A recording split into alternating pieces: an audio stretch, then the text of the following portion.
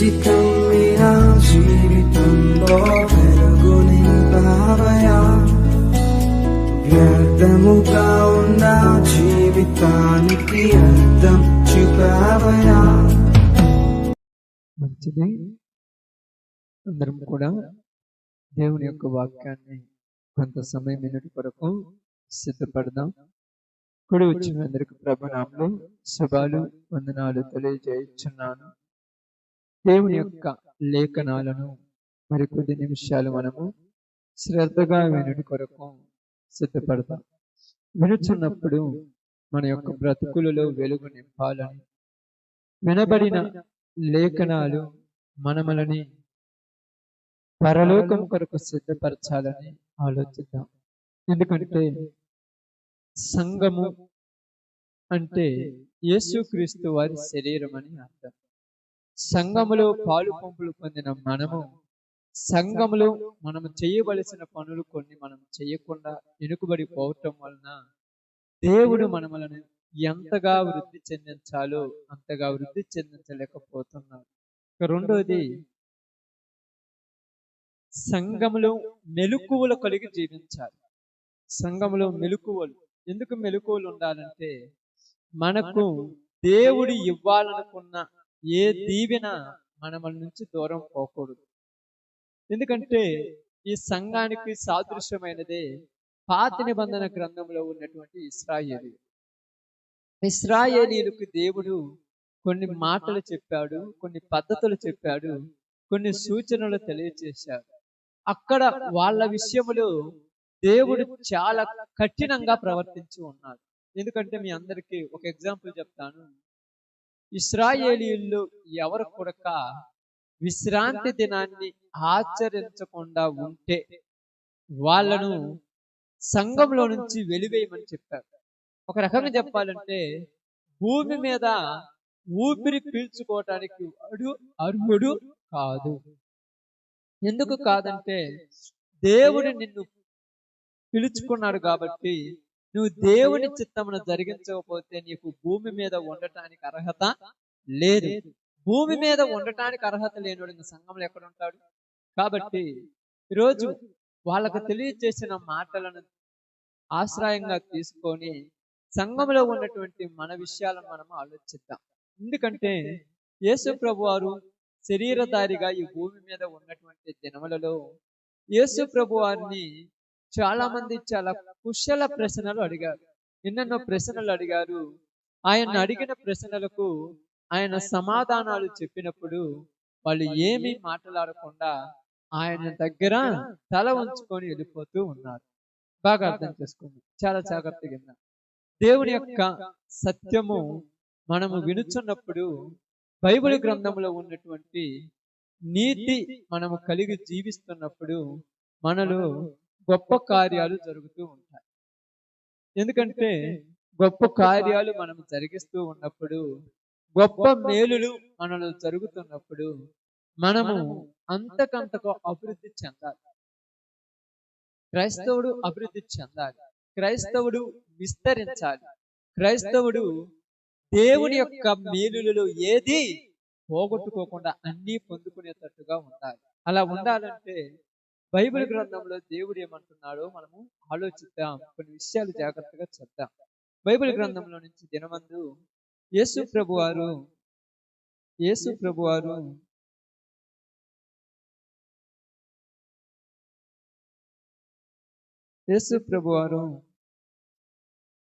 శాస్త్రులు పరిచయులతో చెప్పినటువంటి మాటను మనం జాగ్రత్తగా విందాం. మత్తయి సువార్త 23వ అధ్యాయము, మత్తయి సువార్త 23వ అధ్యాయము 23వ వచనాన్ని జాగ్రత్తగా చదువుదాం. అయ్యో వేషధారులైన శాస్త్రులారా, పరిసయ్యులారా, మీరు పుదీనాలోను సోపులోను జీలకర్రలోను 10వ వంతు చెల్లించి ధర్మశాస్త్రములు ప్రధానమైన విషయములను అనగా న్యాయమును కనికరమును విశ్వాసమును విడిచిపెట్టి వాటిని మానక వీటిని చేయవలసి ఉండెను. చాలు. ఇక్కడ యేసు ప్రభువారు శాస్త్రులు పరిచయులతో మాట్లాడుతున్న మాట. నేను ఇప్పుడే మైక్ తీసుకున్నాను, ఇప్పుడే నిద్రపోతే బాగుంది. రోజు చెప్పాలంటే నాకు సిగ్గేస్తుంది. లైవ్లో నిజంగా చెప్తున్నాను, రోజు చెప్పాలంటే నాకు సిగ్గేస్తుంది. ఎంతో మంది చూస్తారు. కాబట్టి మీరు జాగ్రత్త కలిగి ఉండండి. నిద్ర వచ్చిన లేచి మొంగడుకోకండి, బయట కోరక తిరగండి, తప్పేం లేదు. వాక్యమేనండి. జాగ్రత్తగానండి. మీరు వృద్ధి చెందాలి. సంఘానికి వచ్చినప్పుడు మీరు అభివృద్ధి చెందాలి. మీరు దీవించబడాలి. మీరు మేలులతో ఉండాలి. మీరు తలలుగా ఉండాలి కానీ తోకలుగా ఉండకూడదు. మీరు గొప్పగా ఉండాలి కానీ తక్కువగా ఎక్కడ ఉండకూడదు. ఎందుకు చెప్తున్నానంటే, మీరు దేవుని దగ్గరికి వచ్చినప్పుడు వల్ల మీకు ప్రయోజనం ఉండాలి. మీ ప్రయోజనం 10 మందికి కనబడాలి. మా వాక్యం చదవతంగా నేను చదివించాను, చాలు, మీరు చదవతంగా జాగ్రత్తగా. ఏమంటున్నారంటే, ఇక్కడ చదవబడిన సందర్భం చాలా ప్రాముఖ్యమైనది.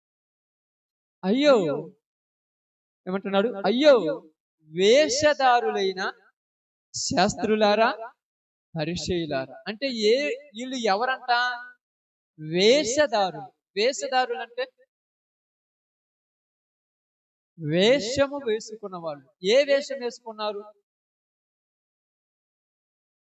ఏ వేషం వేసుకున్నారు? నీతి పరిచారకుల వేషం వేసుకున్నటువంటి శాస్త్రులు, పరిచయులు. వీళ్లకు దేవుడు ఏమని చెప్తున్నాడంటే, యేసు ప్రభువారు మాట్లాడుతున్నమాట, అయ్యో వేషధారులైన శాస్త్రులారా, పరిచయులారా, మీరు అంటే ఇక్కడ మొహమాటం లేకుండా చెప్తున్నాడు, ముక్కుసూటిగా మాట్లాడుతున్నారు. మీరు పుదీనాలోను, సోపులోను, జీలకర్రలోను 10వ వంతు చెల్లించి అన్నారు. అంటే ఇక్కడ ధర్మశాస్త్రాన్ని వీళ్ళు అనుసరిస్తున్నారా లేదా? ఆమేన్, అనుసరిస్తున్నారు. ఎందుకంటే 10వ వంతు ఎందుకు చెల్లించాలి? ఎందుకు చెల్లించాలమ్మా?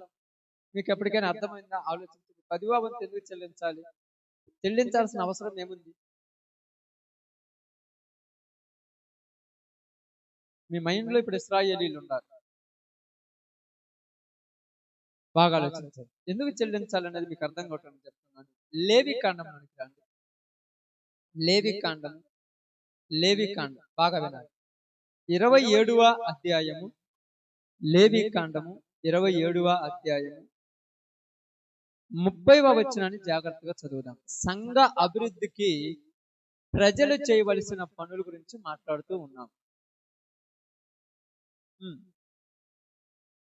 భూధాన్యములలోనేమి, వృక్ష ఫలములలోనేమి,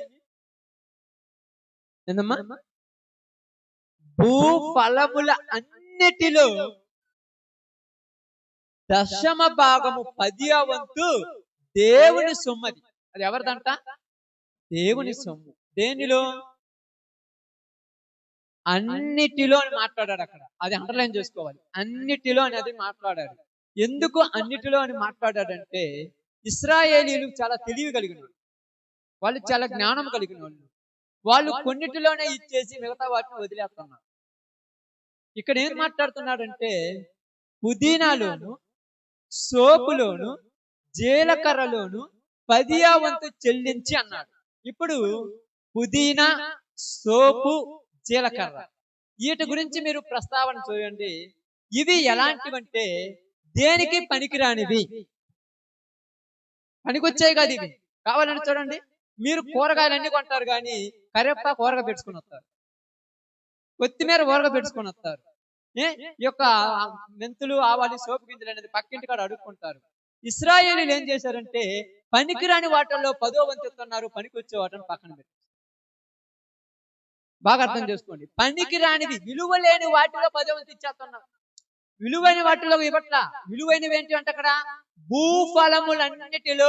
భూఫలాలు ఏంటి? వాళ్ళ ద్రాక్ష గడ్డలు ఎంత? 2 మనుషులు మొయ్యాలంట. వాటిల్లో 10వ వంతు లేదు. వాళ్ళ దగ్గర ఉన్నటువంటి వాళ్ళ దగ్గర ఉన్నటువంటి గొర్రెల మందల్లో కానీ, మేకల మందల్లో కానీ, వాళ్ళ దగ్గర ఉన్నటువంటి ఇంకా విలువైన వాటి ఉన్నాయి చూడండి, అంజూరపు వాటిల్లో కానీ 10వ వంతు ఇవ్వటం లేదు. ఏటలు ఇస్తున్నారు?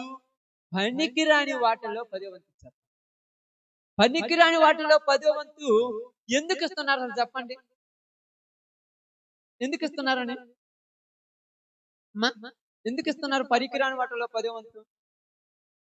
అవి తక్కువ వాటిని వేయడానికి ఇష్టపడుతున్నారు. ఎక్కువ వాటిని ఎవరు ఇవ్వరు. అర్థమవుతుందా? ఎక్కువ వాటిని ఎవరు ఇవ్వడు. ఎందుకంటే ఆదికాండంలోనికి మీరు వెళ్ళినప్పుడు అక్కడ ఒక మాట రాయబడింది. 28వ అధ్యాయం 22వ వచనంలో చాలా చక్కగా ఒక మాట రాయబడింది. చూడండి, ఆదికాండము 28వ అధ్యాయం 22వ వచనం. మరియు స్తంభముగా నేను నిలిపిన ఈ రాయి దేవుని మందిరం అగును. బాగా మరియు బాగా అర్థం చేసుకోండి. నీవు నాకు ఇచ్చు యావత్తులు అంటే మొత్తము అనే మాట అండర్లైన్ చేసుకో. నీవు నాకు ఇచ్చు యావత్తులు, నువ్వు నాకు ఇచ్చేటువంటి మొత్తములో నేను నీకేం చేస్తానన్నాడు? 10వ వంతు నిశ్చయముగా నేను నీకు చెల్లిస్తానని ఎవరు వాగ్దానం చేశాడు? యాకోబు వాగ్దానం చేశాడు.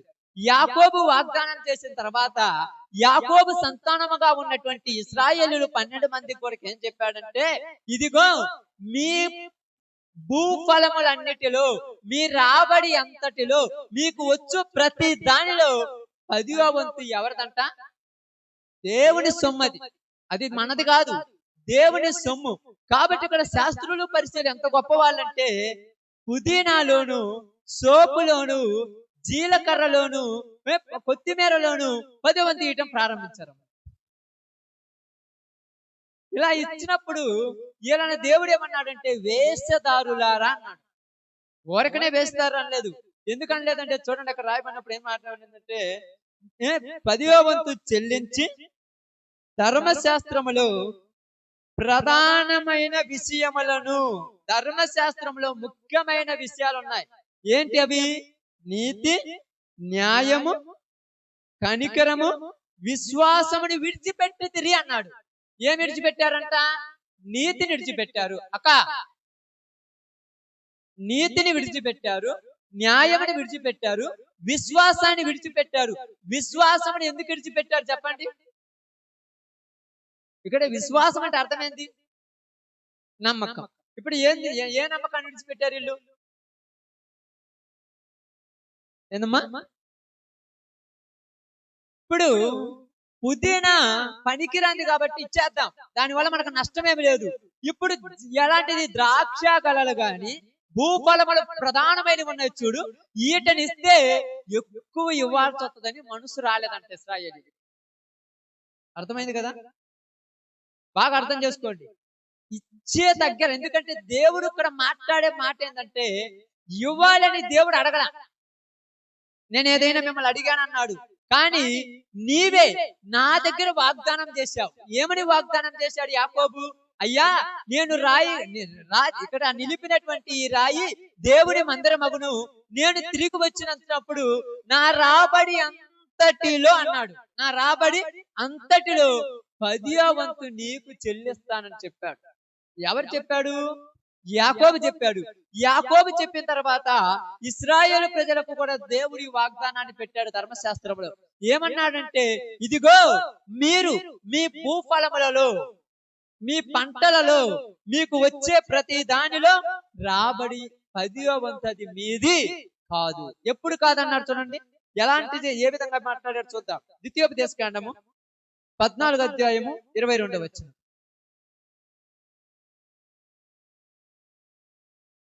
ద్వితీయోపదేశకాండము 14వ అధ్యాయము 22వ వచనం. అమ్మ బాగానండి. ప్రతి సంవత్సరమున, ఏందమ్మా? ఒకళ్ళు చదవండి, మీరు చదివేది ఊరికి అర్థం కాదా? మీరు అందరూ బాగా మామూలు చదువున వాళ్ళు కాదు, మీరు హై లెవెల్లో చదివిన వాళ్ళే. ఒకళ్ళు చదవండి. నీ విత్తనముల పంటలలో 10వ భాగము ఆవశ్యముగా ఏందమ్మా? వేరుపరచాలి. వేరుపరచాలంటే పక్కకు తీయాలి. ఎప్పుడంట? ఆమేన్. ఈ మాట అండర్లైన్ చేసుకోవాలి. ప్రతి సంవత్సరము, ప్రతి సంవత్సరమున నీ విత్తనముల ఫలములు, నువ్వు విత్తుతున్నావు చూడు భూమిలో, ఇత్తిన తర్వాత పంటతో చూడు, వచ్చిందంటే నష్టం వచ్చినా లాభం వచ్చినా ఏది వచ్చినా నీకు పని లేదు, 10వ భాగం పక్కకు తీయాలన్న, వేరు చేయాలి. వేరు చేయకుండా దాన్ని దీంట్లో కలిపామనుకో అది నీకు శాపము అన్నాడు. ఎవరికిది? మీ దగ్గరికి రానిది, మళ్ళా మన దగ్గరికి వచ్చిందనుకో మనం మళ్ళా పప్పులో కాలేస్తాం. మన దగ్గరికి ఇంకా రాలేదు. ఇశ్రాయేలీయులకు చెప్పారు, ఏమంటున్నారంటే ప్రతి సంవత్సరము ప్రతి సంవత్సరమున మీరు విత్తిన విత్తనాలు, వాళ్ళు ఏమిత్తారు? పుదీనా, సోపు, జీలకర్ర ఇచ్చారా? ఇంకేం ఇత్తలేదా?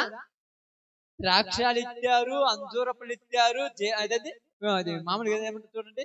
ఇంకా పోతే కొన్ని కొత్తగా ఉన్నాయి వాళ్ళ దగ్గర ఉన్నటువంటి అంజూరపు కానీ, ద్రాక్ష గలలు కానీ, ఇంకా వాళ్ళకు ఉన్నటువంటి అవన్నీ కూడా చాలా రకాలైనటువంటి విలువైనవి ఉన్నాయి వాళ్ళ దగ్గర. ఆ విలువైనవి ఇచ్చారు. వాళ్ళు ఇచ్చినప్పుడు వచ్చిన ఫలాలు వాళ్ళు దేవునికి ఇవ్వాలంటే మనసు రాలేదమ్మ. ఎందుకు రాలేదు మనసు?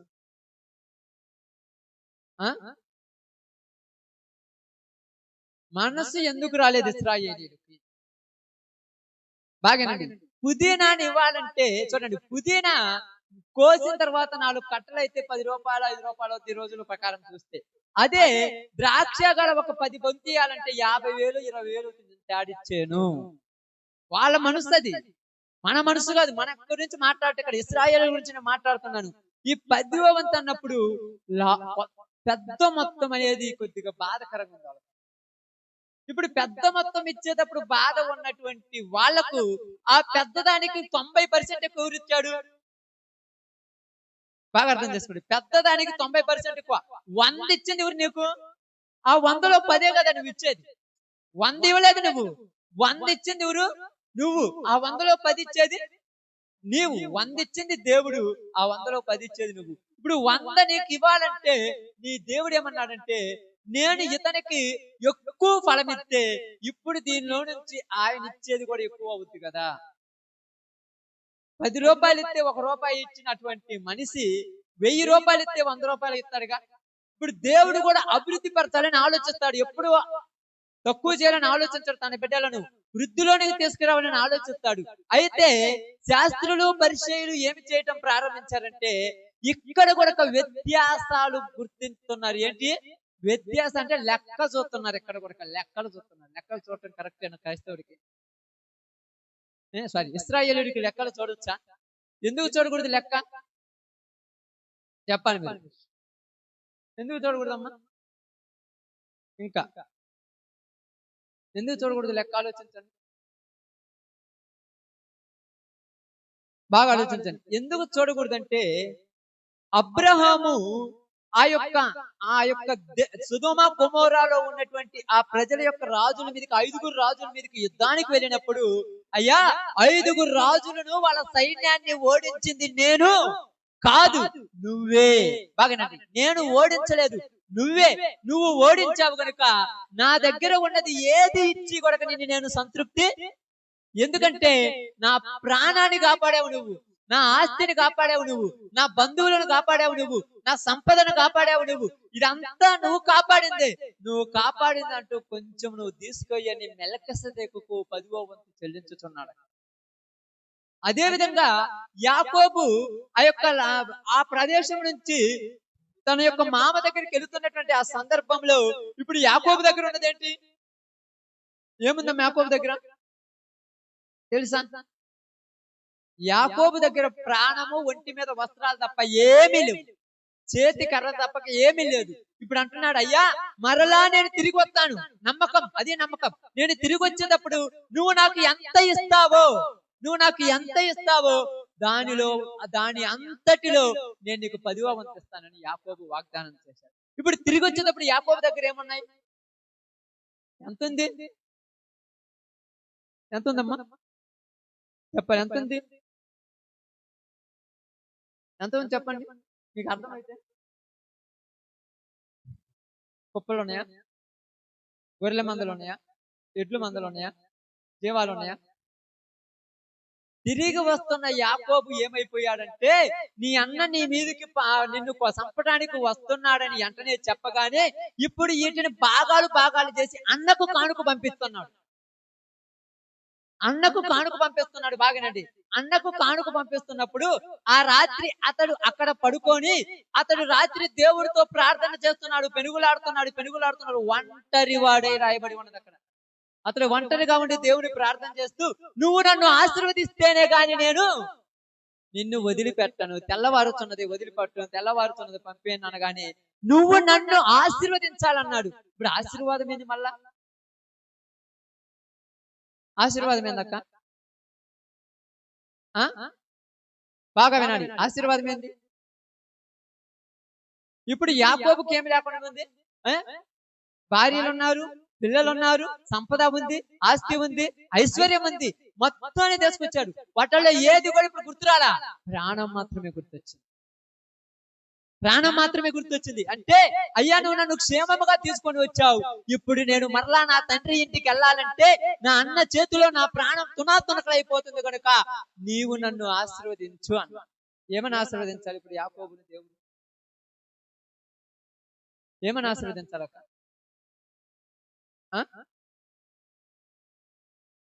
నిండు నూరేళ్లు దీర్ఘాయుష్మంతుడు అవుదువు కాక అని ఆశీర్వదించాలి. ఎందుకంటే సంపద వచ్చింది మళ్ళా పోతుంది, ఆస్తి వచ్చింది మళ్ళా పోతుంది, పిల్లలు పుట్టారు, వాళ్ళు కూడా వాళ్ళ దారి నిలిపాడు, నేను ఒక్కనే మిగిలిపోయాను. ఇప్పుడు మా అన్న కోపం ఎవరి మీద? నా మీద. నన్ను చంపేస్తాడు. ఇప్పుడు నేను చచ్చిపోయిన తర్వాత ఏనెందుకు? నేనే చచ్చిపోతే ఏనెందుకు అంటే ఇక్కడ కుచ్చాలకు అర్థమైందంటే యాకోబు మోసంతో సంపాదించింది ఏది కూడా తన దగ్గర నిలబడలేదు. ఆమేన్. ఏది నిలబడలేదు, ఒంటరిగా అయిపోయాడు. ఈ రోజు నువ్వు కూడా ఇశ్రాయేలీయులకు ఆ మాటలు చెప్పిన తర్వాత తన రాబడి అంతటిలో ఇవ్వండి అని ఎవరు చెప్పారు? దేవుడు చెప్పాడు. ఎవరికి చెప్పాడు? ఇశ్రాయేలీయులకు చెప్పాడు. ఎప్పుడు ఏమన్నాడు? సంవత్సరములకు ఒక్క మారు, సంవత్సరం అంతా. ఇప్పుడు మీరు అందరూ కూడా చూడండి, బాగా గమనించి ఆలోచించండి. సంవత్సరాదిలో మనందరం కూడా ఏం చేస్తుంటామంటే మనకు తగిన ఆలోచించండి. మనకున్న పద్ధతి ప్రకారం, మన భారతదేశ సంప్రదాయ ప్రకారం ఈ దినాన్ని ఏం చేస్తుంటామంటే మనము ఈ సంవత్సరం అంతా మాకు మేలు జరిగిందని మనము నమ్మినటువంటి ఏదో ఒక దానికి మనం మొక్కుకుంటాం. అది ఏదో ఒకటి, దాని గురించి నేను ఫ్రాంక్ చెప్పను కానీ ఏదో ఒక దానికి మొక్కుకొని ఏమంటామంటే సంవత్సరాదిలో ప్రభు ఇదిగో దేవా, నీవు ఈ సంవత్సరంలో మాకు మేలు చేస్తే ఏం చేస్తా? మేలు చేస్తే సంవత్సరాంతంలో నేను నీకు మొక్కుబడి చెల్లిస్తానని చెప్పి ఏదో ఒకటి అనేస్తాను. అవునా కదా? మీరు ఎప్పుడేం చేయలేదా? ఏమనలేదా? ఎప్పుడు అనలేదా? చెప్పండి. అసలు ఆ పద్ధతులు కూడా ఇవ్వంటారు. చూడండి, చాలా మంది ఏం చేస్తారో తెలుసా? మామూలుగా అయితే సందర్భాలు లాంటి పరిస్థితుల్లో వాళ్ళ దగ్గర ఉన్నటువంటి భూ పంట చేసేటువంటి, సేద్యం చేసేటువంటి ఆ యొక్క ఏమంటారు నాగలు గాని, ఆ గొర్రు గాని వీటిని తీసుకెళ్లి పూజించి వాటిని చేసుకొని ఏమంటారు తెలుసా? మా జీవితంలో మాకు మేలు జరగాలి, మేలు జరిగితే దేవా నువ్వు నన్ను ఆశీర్వదిస్తే మేము నీకు ఏది తక్కువ చెయ్యమని ఒక వాగ్దానం చేసుకుంటారు. ఎక్కడి నుంచి చేసుకున్నారంటే ఎక్కడి నుంచో తెచ్చుకున్నారు.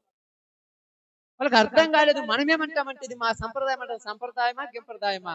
ఇదంతా బైబిల్ గ్రంథంలో దాన్ని కాపీ కొట్టేసి, బైబిల్ గ్రంథంలో కాపీ కొట్టారు.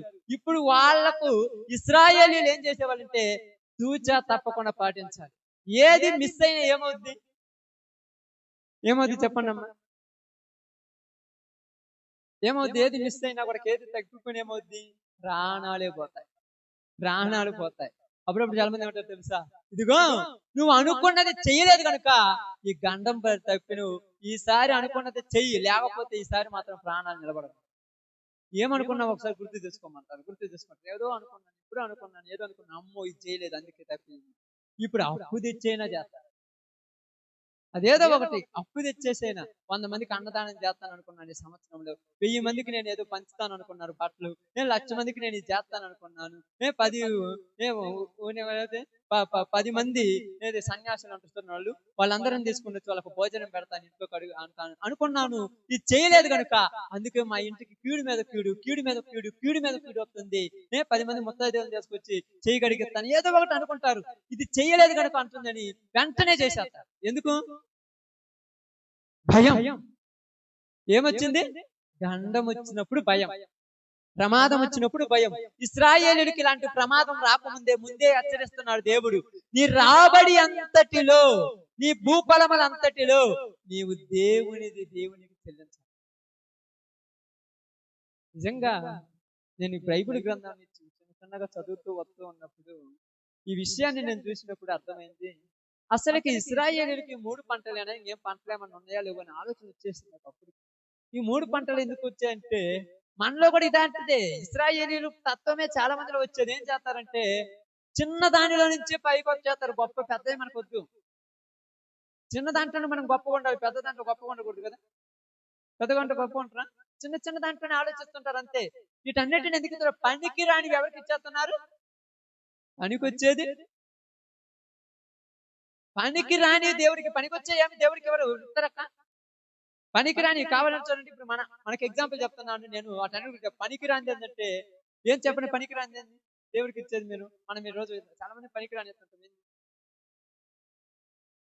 ఏం చెప్పండి? మేమిస్తున్నారు, మేమేమి ఇవ్వలేదంటారా? ఆలోచించండి, ఏమిస్తున్నారు పనికిరాని?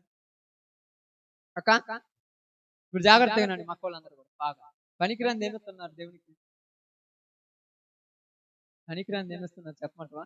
ర్యాంకుగా ఏ పని బాట లేకుండా ఖాళీ కూర్చుంటే ఆ రోజు ఇస్తున్నాం దేవుడికి, అంతే.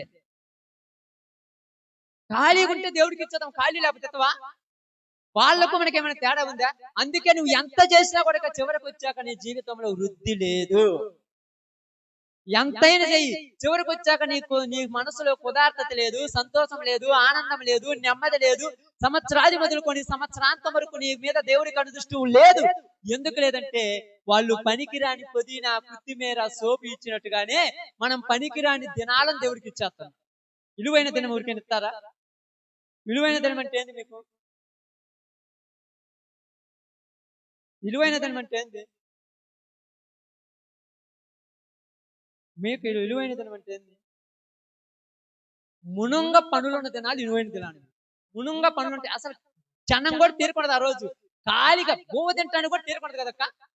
అలాంటి టైంలో ఆదివారం ప్రార్థన క్రమంటే వాటర్ అత్తుంటే పొడిసేయరు. ఏ దినాలు? ఈ నెల 2 నెలలు ఖాళీగా ఉంటాము, ఇప్పుడు పోతాంలే ప్రార్థన అంటే వాళ్ళు పనికిరాని ఇచ్చినట్టుగా మనం కూడా పనికిరాని దినాన్ని ఇచ్చేస్తున్నాం దేవుడికి. పనికి వచ్చేవరని చెప్తారా? నువ్వు ఆపాలి ఆ రోజు, నువ్వు ఆపేయాలి ఆ రోజు. ఎందుకు ఆపాలంటే యాకోబు అక్కడ వాగ్దానం చేశాడు. ఎవరు చేశాడు? మరి ఎక్కడ వాగ్దానం ఊరు చేశాడు? ఇప్పుడు చెప్పాలి నాకు. ఊరు చేశారమ్మా?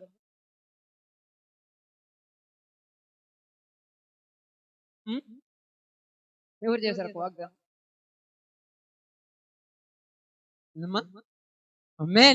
ఆ నెలలో పోయినప్పుడు ఆ నెల దగ్గర పాస్టర్ ఎదురుగా నిలబెట్టరు. ప్రతి ఆదివారం చర్చికి రావాలంటే వస్తాననే కదా బాప్తీసం తీసుకుంటేది. నేను రాననేమని చెప్పినా నిన్ను ఎవరు బలవంతం లేదు. ఇష్టపూర్వకంగానే వస్తున్నాను, ఇష్టపూర్వకంగానే దేవుని కాడికి వస్తున్నాను. ఆ కష్టం వచ్చినా, నష్టం వచ్చినా, ఇబ్బందులు వచ్చిన, ఇరుకులు వచ్చిన ఆదివారం అస్సలు మానుకోను. నేను ఇన్ని రోజులు మానుకున్నానా? ఆ రోజు నువ్వు దిగేటప్పుడు వాగ్దానం ఊరికి చేశావు. పాస్టర్ ముందు నీళ్ళలో ముంచాను అనుకుంటాడు రేపు పాపం పిచ్చోళ్ళు. పాస్టర్తో చెప్పరా, పరలోకంలో ఉన్న దేవునితో చెప్పావు. అందుకే నీవు దేవుని మందిరములోనికి రాని ప్రతి దినాన్ని దేవుడు లెక్క పెట్టుకొని నీ రాబడి అంతటిని ఒకదాని తర్వాత ఒకటి కట్ కట్ కట్ చేస్తాను. మీరు అందరూ అంటారు బాగానే ఉందే, మాకేం డబ్బులు వచ్చే, బంగారం వచ్చే అంటున్నావు. నేను చెప్తున్నాను, తినటానికి నీకు గతి లేకుండా తెలుసా? చికెన్ ఉన్నది కానీ నువ్వు తినవు, మటన్ ఉన్నది కానీ నువ్వు అసలు తినవు, బాగా చేత నువ్వు అసలు తినవు. ఎందుకంటే తినటానికి లేకుండా చేసిండే దేవుడు. దేవుడు అంత కఠినుడా? దేవుడు అంత కఠినుడక్క? మరి ఎందుకు చేశాడు లేకుండా? దేవుడు అసలు చేయడు. దేవుడు మంచోడు. నీవు మాట ఇచ్చి తప్పిపోయారు అక్క. అవునా కదా? డిసెంబర్ లోని, నవంబర్ లోను ప్రార్థనకు వచ్చి రమ్మంటూరు అన్నత్రక్క. ఆదివారం మాకేడ కుదురుద్దా? ఇప్పుడు నీకు పని పట్టలేదు కాబట్టి నీకు మాట అసలు కుదురుద్దా? నువ్వు ఎవరికి? అమెరికా ప్రెసిడెంట్ ట్రంప్ కంటే కూడా గొప్ప కదా నువ్వు. నరేంద్ర మోడీ కంటే కూడా ఎక్కువ కదా. అందుకనే నీ జీవితంలో ఈ రోజు కూడా నీ బిడ్డల వల్ల, నీ భర్త వల్ల, నీ భార్య వల్ల, నీ పిల్లల వల్ల, సగం నీ వల్ల నీకు మనశ్శాంతి లేకుండా ఏడుస్తూనే ఉన్నావు ప్రతిరోజు. తెచ్చిన డబ్బులు ఇంట్లో పెడుతున్నావు కానీ అవి నీ కళ్ళకు కనపడక. ఏమైపోతున్నాయి అంటే నీకే తెలియాలి. ఏమైపోతున్నాయేమో ఏమైపోతున్నాయి.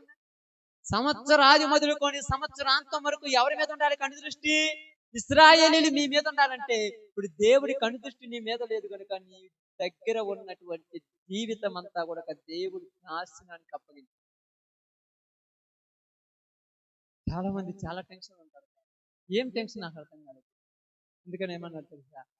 ఇదిగో విలువైనవి దేవునికి ఇవ్వటం మర్చిపోయారమ్మ. ఇశ్రాయేలీయులు మన గురించి మాట్లాడతారు. విలువైనవి దేవునికి ఇవ్వటం వాళ్ళు ఎందుకు ఇవ్వటం లేదంటే, విలువైనవి ఇవ్వాలంటే ఏమి కావాలి? మనస్సు. ఎందుకు మనసు ఉండాలి? ఎందుకు ఉండాలి? ఉదాహరణకు ఏమనుకోవద్దు దయచేసి. అక్కాయి దగ్గర ఒక 10,000 అప్పు తీసుకున్నాను. మళ్ళా అక్కాయికి ఇవ్వడానికి నాకు మనసు ఉంటుందా ఉండదా చెప్పండి? ఉంటదక్క? తీసుకున్నావు నీటానికి ఏమక్క?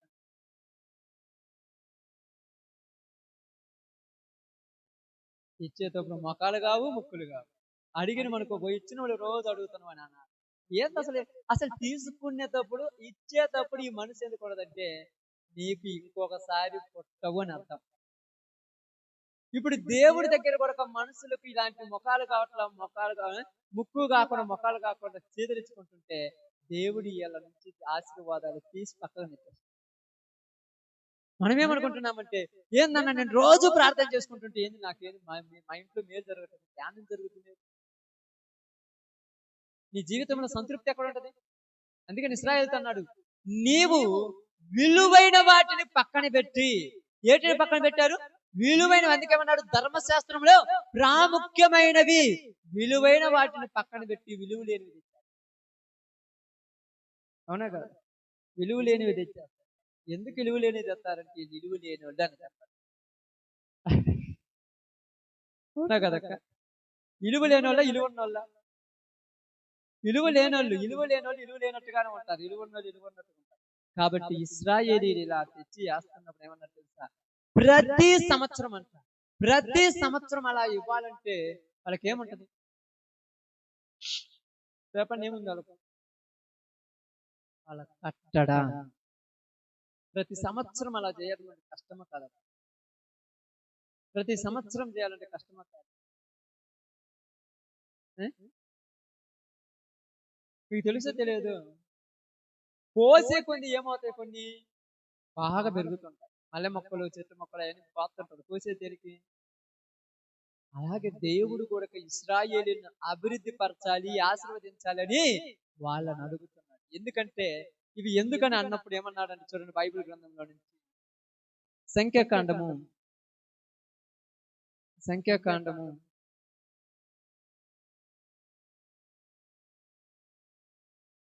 18వ అధ్యాయము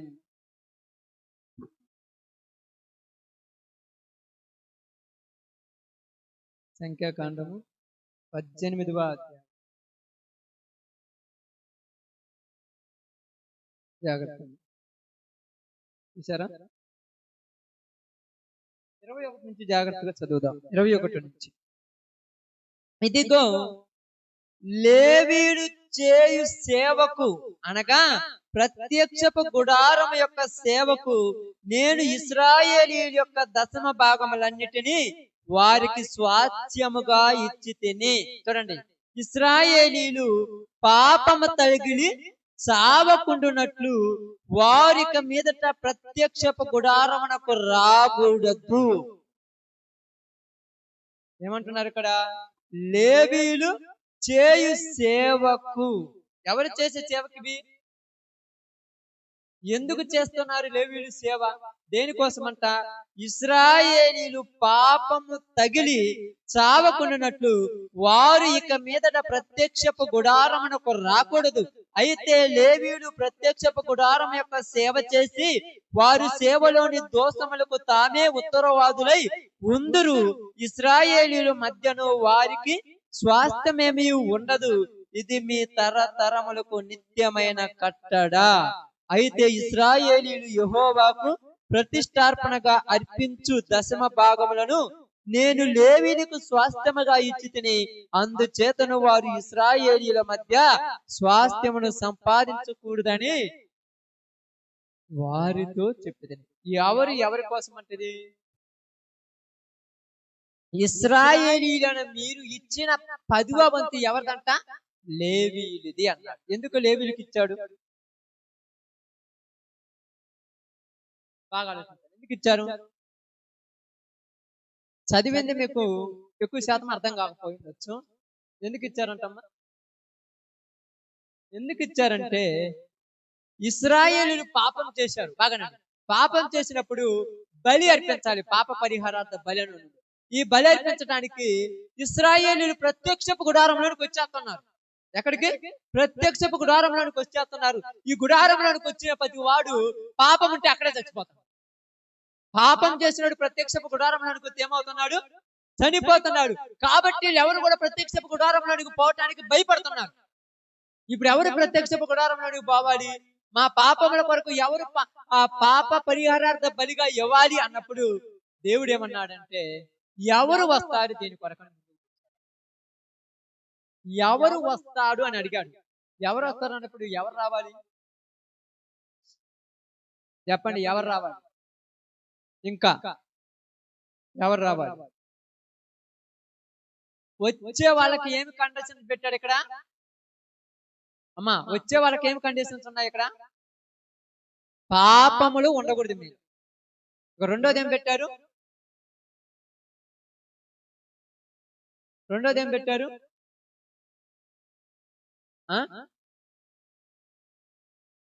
ఏం పెట్టారంటే 11 మంది ఎంత సంపాదించుకున్నా వాళ్ళని చూసి మీరు అసూయ పడకూడదు. మీకు అసలు వాటి మీద ఆశ ఉండకూడదు. అర్థమవుతుందా? మీకు వాటి మీద అస్సలు ఆశ ఉండకూడదు. వాళ్ళు సంపాదించుకొని మీకు నేనే స్వాస్థ్యం. లేవీయులు ఈ 2 కండిషన్లు ఒప్పుకున్నారు. ఆమేన్. బాగా నడక. లేవీయులంట ఈ 2 కండిషన్లకు ఒప్పుకున్నారు. ఎందుకు ఒప్పుకున్నారు?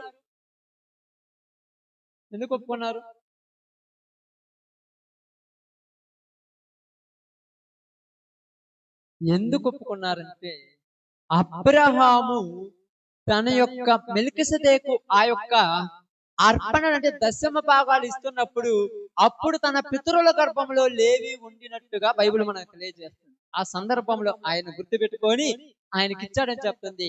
అందుకని మేము పాపాలకు దూరంగా ఉంటాం, పాపం చేయము. నిజంగా చెప్పాలంటే చూస్తా నిప్పుల్లో నడవమంటే ఎవరు నన్ను నడుతురా?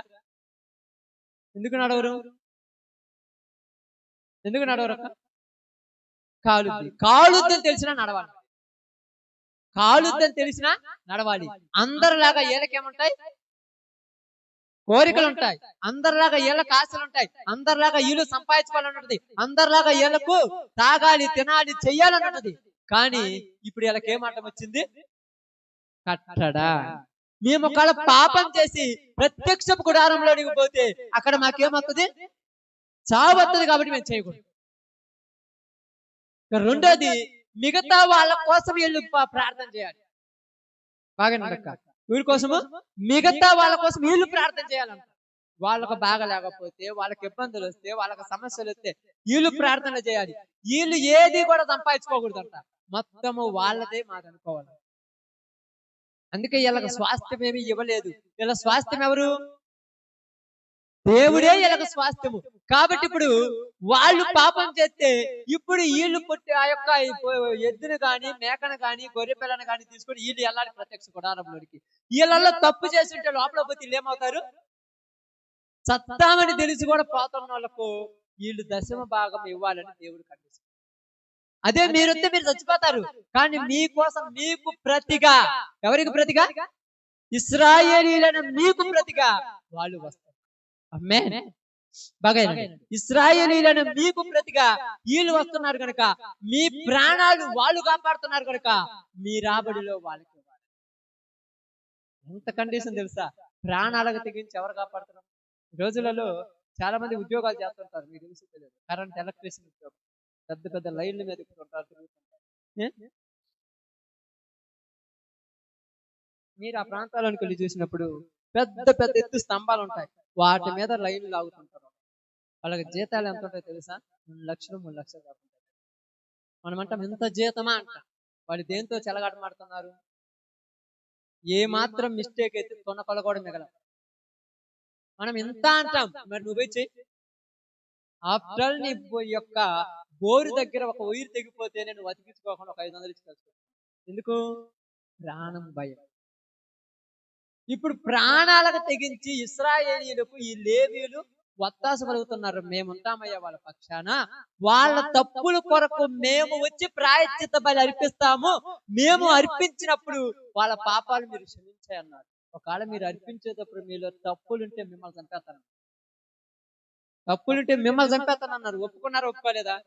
మేము చచ్చిపోవటానికి ఆయన ఓకే, మేము చచ్చిపోవడానికి కొన్ని అందేమన్నా పాపమునకు ఏమో రాయబడింది అక్కడ చూడండి, చూడండి, ఇశ్రాయేలుల పాపము తగిలి చావకుండినట్లు, ఇశ్రాయేలులు పాపము తగిలి చావకుండినట్లు ఇప్పుడు ఆ పాపం మేము తీసేస్తామంటున్నారు.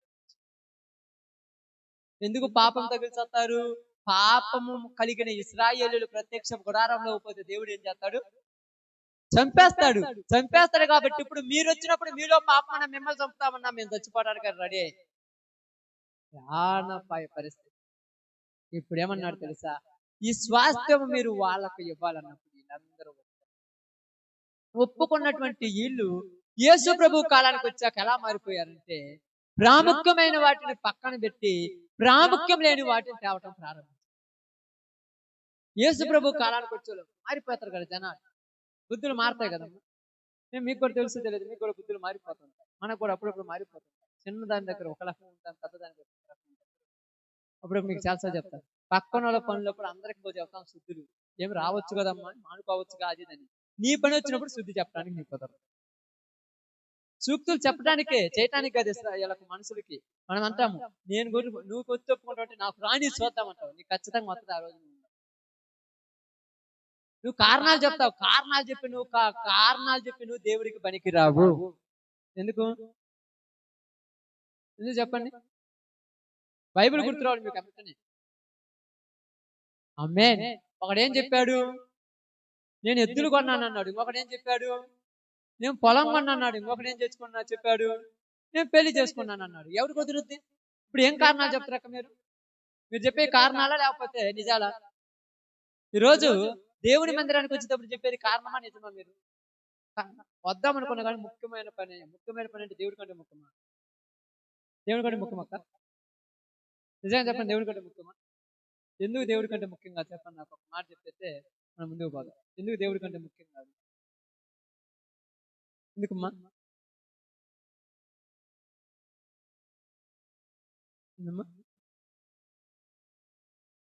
ఇంకా మనకు దేవుని కంటే ముఖ్యం ఎందుకు కాదు? కొద్దిగా లోపలికి వెళ్ళాలి. ఎందుకు కాదంటే వీళ్ళందరూ ఏదేం చేయగలరు కానీ దేవుడు మాత్రం నీకు మరణాన్ని తెచ్చిస్తాడు. చంపేతే ఊరు జాతర పని, మనిషి చచ్చిపోతే పని చేస్తారు ఎవరన్నా? నువ్వు ముఖ్యమైన ఇంపార్టెంట్ ఒక ముఠాలోనే ఎగ్జాంపుల్ ఏమనుకో, దయచేసి ఒక పనిలో ఉన్నట్టు నేనున్నాను, మా ఇంట్లో పని ఉంది, నన్నే చంపేది ఆ పని నా కోసం కూడా ఒకళ్ళు పెట్టుకుంటారుగా. నేను లేని పని ఆపేస్తారక్క? చెప్పండి, నేను లేనంటారు. అంతే. దేవుడి విషయంలోకి వచ్చినప్పుడు, బాప్తిసం తీసుకున్నప్పుడు దేవుడు మనకు చెప్పింది కూడా ఏమంటారు? క్రీస్తులోనికి మీరేమై ఉన్నారు? బాలివారం అంటే ఎలాగా? చనిపోయాము లోకములో. మనం లోకములో చనిపోయినప్పుడు ఆ రోజు వచ్చినప్పుడు ఏమంటారు తెలుసా? ఈ రోజు నేను మీకు సంబంధమైనోని కాదు. చెప్పాలంటే కష్టం కదక్క. చెప్పాలంటే కష్టమా ఏజైనా? కష్టమా ఏజైనా చెప్పండి. అంత కష్టం, ఎంత కష్టం చెప్పండి. ఎంత కష్టం అంటే నిన్ను నువ్వు అర్పించుకోలేనంత కష్టం. నీకు నువ్వు భయపడేంత కష్టం కాదు, నువ్వు అర్పించుకోలేనంత కష్టం. అందుకని చాలా మంది మనందరం కూడా 100కు 1000 సార్లు చెప్పినా నేను వాక్యము, మనుషుల మనస్సు మారదు. ఎందుకు మారదంటే వాళ్ళు వేషధారులు అని పైకి. మనం ఏం మాట్లాడటానికి లేదు, వేషధారులు అంతే. వాళ్ళు చెప్పే కారణాలు ఏంటంటే నవ్వు వస్తాయి. ఎప్పుడప్పుడు కారణాలు నవ్వు వస్తాయి. ఏంటిది? చాలా మంది ఏం కారణాలు చెప్తారు చెప్పండి. ఎగ్జాంపుల్ ఏం చెప్తారు? మన పద్ధతి ప్రకారం మన కారణాలు ఏంటి నేను చెప్పండి. మన కారణం ఏంటంటే, మనకు చెప్పింది ఏంటంటే ఆకు కొట్టేది, రేపు కొట్టడానికి లేదు. నువ్వు కొట్టావు, కొట్లో పెట్టావు, తర్వాత మొత్తం బొగ్గు అయిపోయింది. అప్పుడు కారణం ఎవరు? నువ్వు అనొచ్చు, ఏందబ్బా దరిద్రం. దరిద్రం కాదు, నీ వల్ల అది బొగ్గు అయిపోయింది అని చెప్పాలి. నీ వల్ల దేవుని కాదని నువ్వు ఎంత చేసినది బొగ్గవటము, పాసిపోవటము, ఊడికిపోవటము, దెబ్బలు వేయటానికి తప్పితే దేనికి పనికిరాదు. కావాలంటే మీరు కావాలని చూడండి. అబ్బాయి ఇది కరెక్ట్ ఎవరు చెప్పారు? దేవునిలో నువ్వు అభివృద్ధి చెందాలంటే దేవునికి లోబడి జీవించు. అంతే కదక్క. కాదనుకోని ఏం చేశారు? ఆదివారం పోయేసి నువ్వేదో ఇత్తనాలు ఇస్తాలని ఇచ్చేసావు, 4 రోజుల తర్వాత బాగా పండింది, తెగులు వచ్చింది, మొత్తం దోసపోతాయి. శాపిస్తున్నాను, నేను చెప్పించడంలా. దేవుణ్ణి కాదని ఏది చేసినా నీకు నిలబడదుద్దా? ఎందుకు నిలబడదు? ఎందుకు నిలబడదంట? ఎందుకు నిలబడదు? ఎందుకు నిలబడదంట? ఆఫ్టర్ మీరు ఇచ్చేవాళ్ళే, వాటిని మరిపించేది అది మనకు అర్థం కాల. మనం ఇచ్చేవాళ్ళం. ఆఫ్టర్ నువ్వు చెట్టు నుంచి కోసుకొచ్చేవాడివే, దాన్ని ఎలా పండియాలో చేసేది. ఆఫ్టర్ నువ్వు తీసుకొని వచ్చేవాడివే, దానికి ఎంత రేటు నిర్ణయించేది. ఈ రోజు అందరూ బాధలు పడుతున్నారు కదా, ఎవరైనా సంతోషిస్తున్నారా? చాలా సమృద్ధితో బాగా విస్తారంగా పంట వచ్చింది, కానీ ఒక్కళ్ళకి మనసులో సంతోషం, ముఖంలో కళ్ళలేదు. దేనికంటే మీరు అర్థం చేసుకోండి, దేవుని నువ్వు ఎంత బాధ పెట్టినావు. చాలాసార్లు అప్పుడప్పుడు కొంతమంది దగ్గర ఏం లేదా, ఎందుకు లేదా, ఏం ఉపయోగం, నువ్వేమన్నా దేవుడికి ఉపయోగం ఉందా? ఇలా అనొచ్చు. అందరికి పడినట్టు అందరిలాగా నువ్వు ఉండకూడదు, అందరిలాగా నీకు ఉండకూడదు. నేను ఎన్నో సంవత్సరాలు చూద్దాం. ఎందుకు ఉండకూడదంట? కరువు కాలంలో పంట వేసింది ఎవరు? కానీ ఏ పంట ఎంతమంది ఇచ్చాడు? మరి అందరిలాగా నీకు ఎందుకు జరుగుతుంది? ఎందుకు జరుగుతుంది చెప్పండి? ఆమేన్. నువ్వు అందరిలాంటి కాబట్టి, నువ్వు అందరిలాగా ఉన్నావు కాబట్టి అందరిలాగా నీకు జరుగుతుంది. నీకు ప్రత్యేకత ఉండాలి. దేశం మొత్తం ఏమన్నాడు తెలుసా? ఇదిగో ఏమన్నాడు? సింహం పిల్లలైనను ఆకలితో అలమటించిన గాని మీరు మాత్రము ఆకలితో అలమటించరు. ఈరోజు కరువు ఆడుంది నీకు? కరువు ఆడనుందా? ఏం కరువు అయ్యా? రేపు పొద్దున పిల్లోడికి జ్వరం వస్తే మాత్రం రూపాయి కొందరు వెళ్ళాలి. ఏం చేస్తున్నారు? కనీసం పిల్లోడికి కొనియటానికి 10 రూపాయలు కూడా లేని ఇల్లు ఎన్నో ఉన్నాయి ప్రార్థనలు. కానీ దేవుని దయ లేని కుటుంబాలు దీవెనలు లేనే లేవు. చాలా మంది అనుకుంటారు ఏం కొదువు అని. నేను చెప్తున్నాను, ఏ కొదువు ఉండదు దేవుడి మీద ఆధారం, ఏ కొదువు ఉండదు. చాలా మంది ఏమంటారు తెలుసు? ఉదాహరణ దేవుని సేవ చేస్తాను, నేను ఉన్నాను కదా, ఈ రోజు ఆ రోజు నాకు కొదవ అనేది ఉండదు. మీరేమంటారు తెలుసా? మీకేమిలే అంటారు. ఎవరన్నా మీరేమంటారా? మీరు ఇచ్చేది అంత తెలుసా? ఆ పని గలగల గలగలగల ఏమంటారు? అంతా గలగల గలగలని పొద్దున్న గంటల సాయి కలగలగల అంతకు మించి ఏమన్నా. మరి సమృద్ధి ఎక్కడి నుంచి ఇచ్చాడు? మనుషుడు దీవిస్తే దీవెనల రావు, దేవుడిస్తే దీవెన వస్తుంది. దేవుడిస్తే వస్తుంది, మనుషులు దీవిస్తే ఏమవుతుంది? ఇప్పుడు ఒకవేళ మీరే నన్ను గొప్పని చేసేటప్పుడు మీకు ఎంత ఉండాలి? నాకు అర్థం కాల. మీరు ఇచ్చేది 10, మరి మీకు ఎంత ఉండాలి? 90 ఉండొద్దు? ఉందా? అంటే మీ పిసినారి అంటే ఇశ్రాయేలీయుల పిసినారి తరమే వాళ్ళ జీవితాలు పాడు చేస్తారు. ఇప్పుడు మీరు అనొచ్చు, మరి మీకేడ నుంచి వచ్చిందంటే దేవుని దయ. మనుషులు ఇస్తే రాదు, అది మనుషులు తెస్తే రాదు, దేవుని దయ. ఎలా ఉంటుంది దేవుని దయ అంటే, ఇదిగో ఎక్కడో గుర్రులు కాసుకుంటున్నటువంటి దావీదుని తీసుకొచ్చి ఎక్కడ కూర్చోబెట్టాడు? ఆ దావీదు ఏం మాట్లాడాడు తెలుసు మీ అందరికి? ఏం మాట్లాడాడు? ఎప్పుడైనా ఒకరికన్నా గుర్తుందా? ఏం మాట్లాడాడు? ఎవరికైనా అర్థమైంది? దేవా సమస్తము నువ్విచ్చిందే, ఏటల్లో నాదేముంది అన్నాడు ఆయన. సమస్తము నీదే, ఏటల్లో నాదేముంది అని. మొత్తము నీదే, నాదేమి లేదు. రోజు మనమేమంటాం తెలుసా? ఇశ్రాయేలీయుల గట్ట లెక్కలు వచ్చిన తర్వాత అంట ఆ 10వ వంతు పక్కన పెట్టాలని చెప్పే కదా, అక్కడ ద్వితీయ చదివారు కదా, అది పక్కన పెట్టమన్నప్పుడు ఏటల్లో పక్కన పెట్టారంట. పుదీనా తీసుకో, దేవుడికి పక్క తీరా, దేవుడి పక్క తీయాలి. ఎందుకు? 2 రూపాయలే కదా. కొత్తిమీర పక్కన పెట్టు, పక్కన పెట్టు. 4 కట్టలు 10 కట్టలు వచ్చాయి, 2 కట్టలు పక్కన పెట్టి దేవుడి అమ్మ తాగితే శాపం. ద్రాక్ష గలలో మొత్తం దొక్కే, మొత్తం దొక్కే. ఎందుకంటే ఎక్కువ మొత్తం దొక్కాలి, తప్పదు. మొత్తం ఏం చేశాను? ఎందుకు ఇలా జరిగిందంటే ఇశ్రాయేలీల మనసు చెడిపోయింది. మనుషులు చెడిపోలా, మనుషులు బాగానే ఉన్నారమ్మా. ఏం చెడిపోయింది? మనస్సు. ఎందుకు చెడిపోయింది మనస్సు? మనస్సు దేనికి చెడిపోయింది? బాగా ఆలోచించండి, మనసు దేనికి తెలిపోయింది?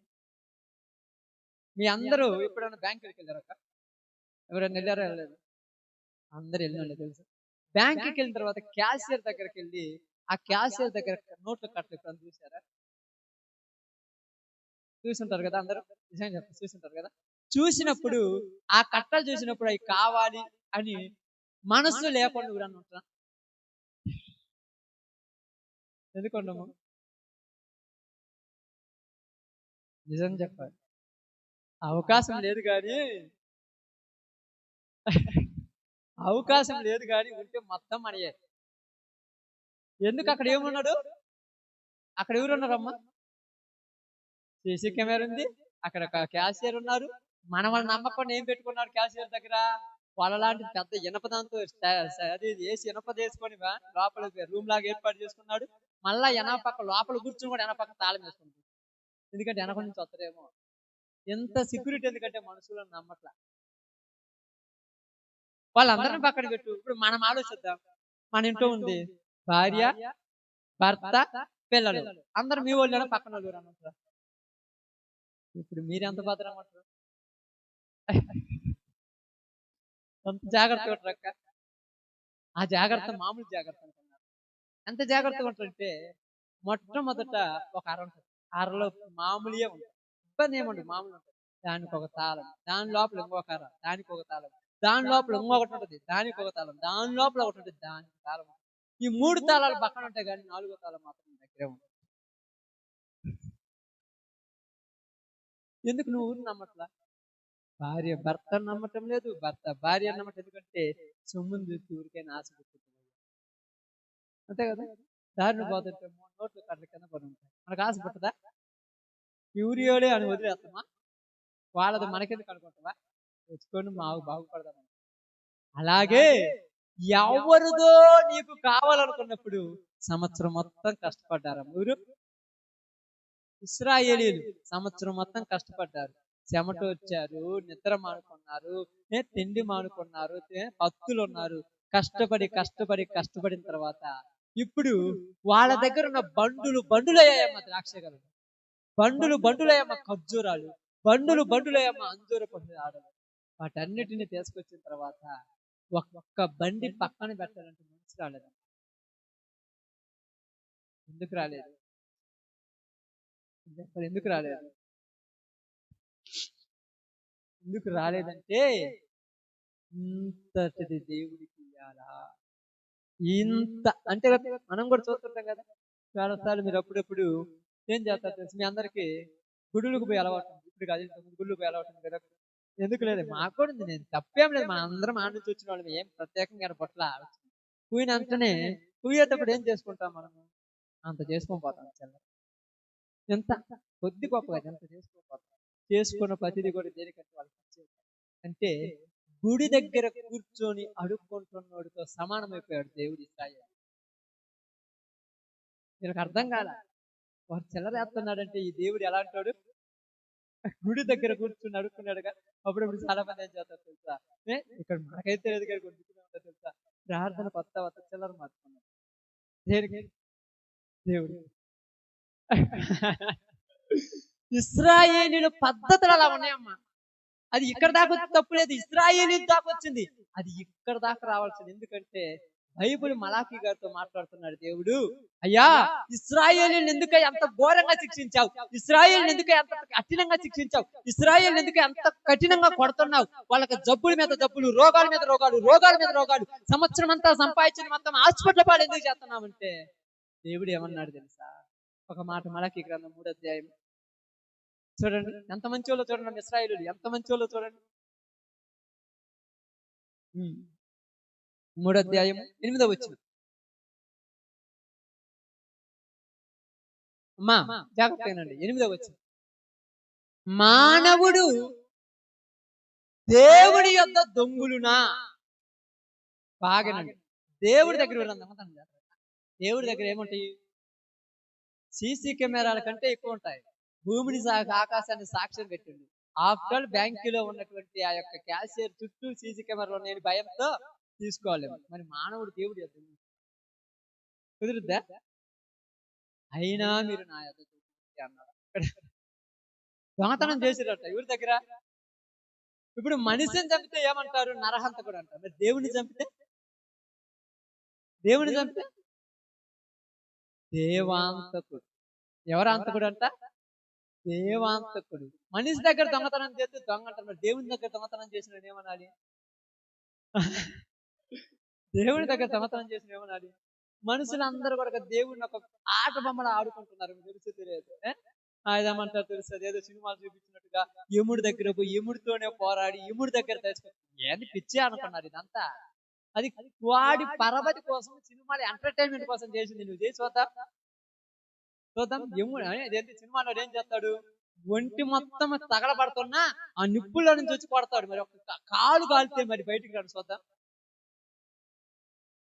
ఇది అర్థం కాలేదు. మానవుడు దేవుని యొద్ద దొంగులేనా? దొంగతనం చేశాడు మానవుడు దేవుని యొద్ద? చూడండి, చేసి తిరిగి అన్నాడు. ఎలా చేశారంట? చదవమ్మా, చదవండి అమ్మా మాట. అయితే మీరు నా యొద్ద దొంగిలించితిరి. నీ దేని విషయంలో మేము నీ యొద్ద దొంగతనం చేశాము? మీరందరూ 10వ భాగమును ప్రతిష్ఠిత అర్పణలను ఏందమ్మా ఈయక దొంగిలించితిరి. ఎలాగంటే మీకు అర్థమవుతుందో కాలేదు. సంవత్సరం మొత్తం పనిచేస్తారు మీరు. పాప మంచోళ్ళు బాగా పనిచేస్తారు. మంచోళ్ళు అంటే తప్పే మంచిగా చేస్తారు. సంపాదించింది ఏం చేస్తారు? ఎవరో ఒకరికి ఇస్తారు. ఏ అయ్యకు ఒక అయ్యకి ఇస్తారు. రేపు ఎప్పుడో నాకు ఇబ్బంది అయినప్పుడు, మా పిల్ల పెళ్లి అయినప్పుడు అది వాడు ఏం చేస్తాడు తెలుసా? నమ్మకం మీద తీసుకున్న తర్వాత అది చేస్తాడు, మొత్తం చేస్తాడు. నీకు వాడికి మధ్య ఒక ఒప్పందం ఉండాలి. ఒప్పందం లేకపోతే నమ్మరు మనుషులు ఈ రోజుల్లో. ఏంది ఆ ఒప్పందము? ప్రాన్సరీ నోటు. ఈ నోటు తీసుకుంటాడు, రాపించుకుంటాడు, అయిపోద్ది. అంత అయిపోయిన తర్వాత ఇప్పుడు ఏం జరుగుద్దంటే మొత్తం అయిపోయిందా, నాకు పెళ్లి సంబంధమైన పెళ్లి, అమ్మాయి పెళ్లి రెడీ అయిపోయింది, డబ్బులు ఇవ్వయి అది ఇది అంటారు. ఓకేలే ఇస్తాడే, ఎంత అయింది లెక్క చూస్తానంటాడు. నోటు చించేస్తాడు. ఇప్పుడు ఏంది డబ్బులు ఇవ్వాలా ఇవ్వగా? ఇప్పుడు చించేసిండ్రు అనుకోండి, నోటు పోయింది అనుకోండి, చించేసారు అనుకోండి. ఇప్పుడు నీ డబ్బులు వాడు తీసుకొని నోటు చినిగిపోయినందువల్ల నీకు బాధ ఉంటుందా? పోతే పని డబ్బులు ఏమవుతుందని సంతోషపడతావా? ఎందుకు బాధ? ఎందుకు బాధ? ఎందుకు బాధ చెప్పండి. అది నీదే వాడిదే. మరి నీ సొమ్ము వాడు తీసుకున్నప్పుడు నీకు బాధ ఉన్నప్పుడు, నీకు ఊపిరిచ్చాడు, ఆరోగ్యం ఇచ్చాడు, సుఖ సంతోషాలు ఇచ్చాడు, ఆనందాలు ఇచ్చాడు, సంపద ఇచ్చాడు, అన్ని ఇచ్చాడు. ఏ రోజు కూడా నీకు ఇబ్బంది పెట్టలేదు, ఎక్కడ కూడా నేను నష్టాలు పాలు చేయలేదు. నీ కాలు బానీయలేదు, కన్ను బానీయలేదు, నీ యొక్క కిడ్నీలు బాగానే ఉంచాడు, అన్ని అవయవాలు సక్రంగా ఉంచాడు. ఇప్పుడు దేవుడు నీకు ఇన్నిస్తే ఆయనది ఆయనకి ఇవ్వటానికి మనకెందుకు బాధ? మనం ఏం చేసిన అంత మంచి వాళ్ళని తెలుసా? నోట్లు దించేశాం. నోట్లు దించేసినోడికి ఏమని పేరు పెడతారమ్మా? మోసగాడు. వాడి తరతరాలలో వాడి కుటుంబానికి ఎవరు అప్పయ్యారు? వీళ్ళ నాన్న ఇట్లా చేశాడు వీడికి. ఇప్పుడు నోట్లు దించేసారంట. అంటే ఇశ్రాయేలీయుల తరతరములకు దేవుడు శాపం ఇచ్చేశాడు. ఎందుకంటే మాట మార్చారమ్మా. మార్చొచ్చమ్మా. ఎందుకు మార్చకూడదు? ఎట్లుంటుందంటే పరిస్థితులు, జనాల పరిస్థితులు చెప్తాను అర్థం కాకుండా. వాళ్ళు సంవత్సరం మొత్తం సంపాదిస్తారు కదక్క. 1 లక్ష 2 లక్షలు సంపాదించిన దాన్ని వాటిల్లో ₹1 కూడా తీసుకోకుండా తీసుకుపోయి హాస్పిటల్ ఇచ్చేస్తారు. ఎందుకు ఇతరక్క? జబ్బు ఇచ్చిండ్రు. మరి దేవుడు ఇచ్చినప్పుడు దేవుడు వసూలు చేస్తాడా? జబ్బు దేవుడు ఎందుకు ఇస్తాడు? జబ్బు దేవుడు ఎందుకు ఇస్తాడని నాకు ఇప్పుడు అర్థం కాదు. దేవుడు జబ్బులు పెట్టేవాడా? దేవుడు నాశనం చేసేవాడా? మరి ఎందుకు ఇస్తాడు దేవుడు జబ్బు? దేవుడు జబ్బీలా. ఆమేన్. మీరే జబ్బులు తెచ్చుకున్నారు అంతే. దేవుడు ఎందుకు ఇస్తాడు? చూడండి మీరు పాపము ఈ 4-6 నెలలు కష్టపడి ఎండాకాలం వచ్చినా అందరూ తలనొప్పులు, కాళ్ళు నొప్పులు, నడుముల నొప్పులు, దీని నొప్పులు, ఆ నొప్పులు, అయ్యప్పో ఇంకా నేర్తాలు మామూలు విషయంగా తెలియదు. ఈ సంవత్సరం మొత్తం సంపాదించింది రోజు పోతుంటారు. వదిలి రోజు పోతుంటారు. ఏం చేద్దాం? చెప్తున్నాను, ప్రతిదీ చెప్తున్నాను. ఇశ్రాయేలు పరిస్థితి మాట్లాడుతున్నాను, మన విషయం చెప్తా. ఇశ్రాయేలు పరిస్థితి అలా ఉంది. ఎందుకుందంటే దేవుడు వాళ్ళతో మాట్లాడాడు. వాళ్ళతో మాట్లాడి మనతో మాట్లాడాల. ఇప్పుడు క్రైస్తవులతో మాట్లాడటం కానీ క్రైస్తవుల దగ్గరకు రాలా, వాళ్ళతో మాట్లాడాడు. ఎందుకు వాళ్ళతో మాట్లాడాడంటే వాళ్ళు కట్టడకు వాళ్ళకున్నది మనకు కాదు కట్టడ, వాళ్ళది కట్టడ నీదే. ఇప్పుడు మనకేమైపోద్ది, ఇప్పుడు ఇశ్రాయేలీలు దేవుని దగ్గర దేవుడి సొమ్ము గమనించారు. వాళ్ళకు ఏమని పేరు పెట్టాడు దేవుడు?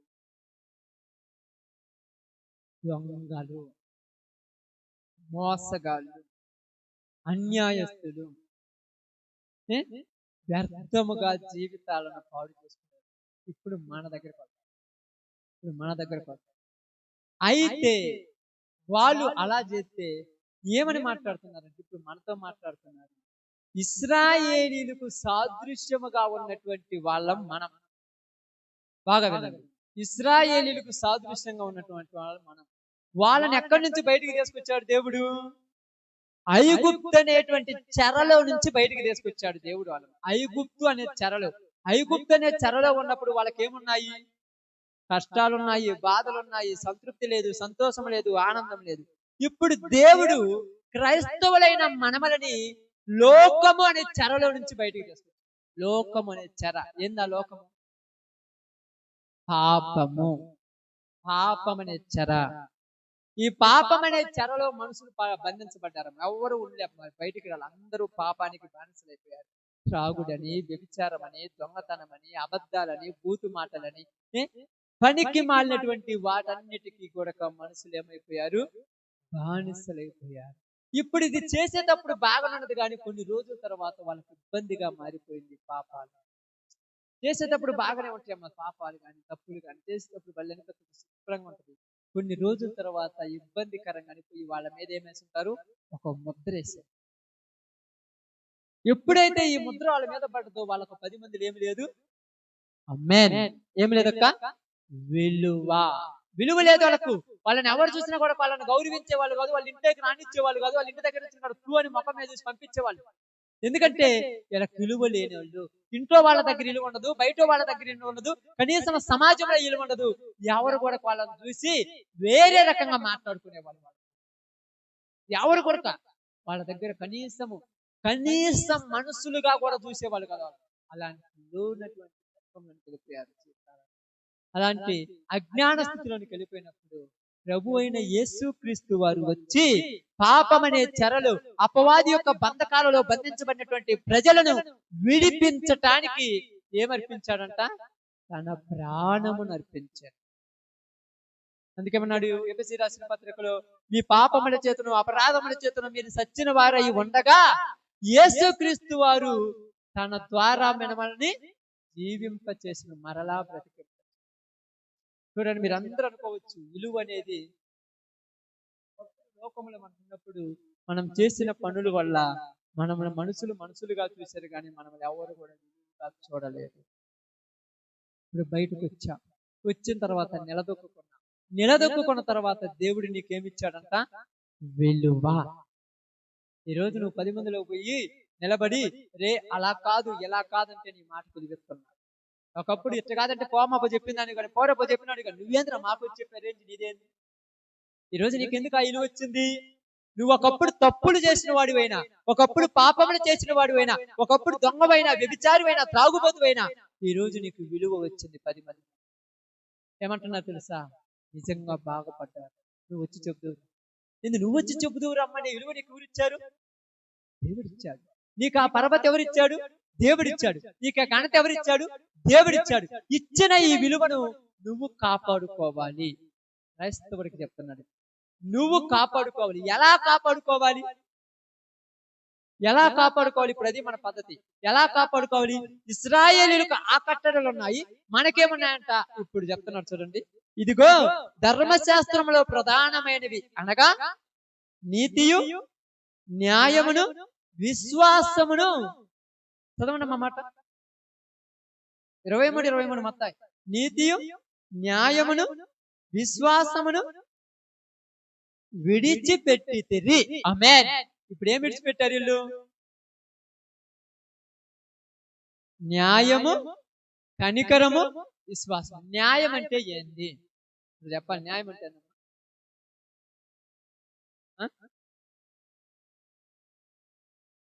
ఏంది న్యాయం అంటే?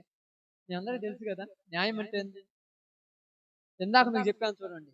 నువ్వు 10,000 డబ్బులు ఇచ్చినప్పుడు మరలా నీ డబ్బులు నీకు ఇస్తే న్యాయం. నీ డబ్బులు నీకు ఇవ్వకపోతే అన్యాయమా న్యాయమా?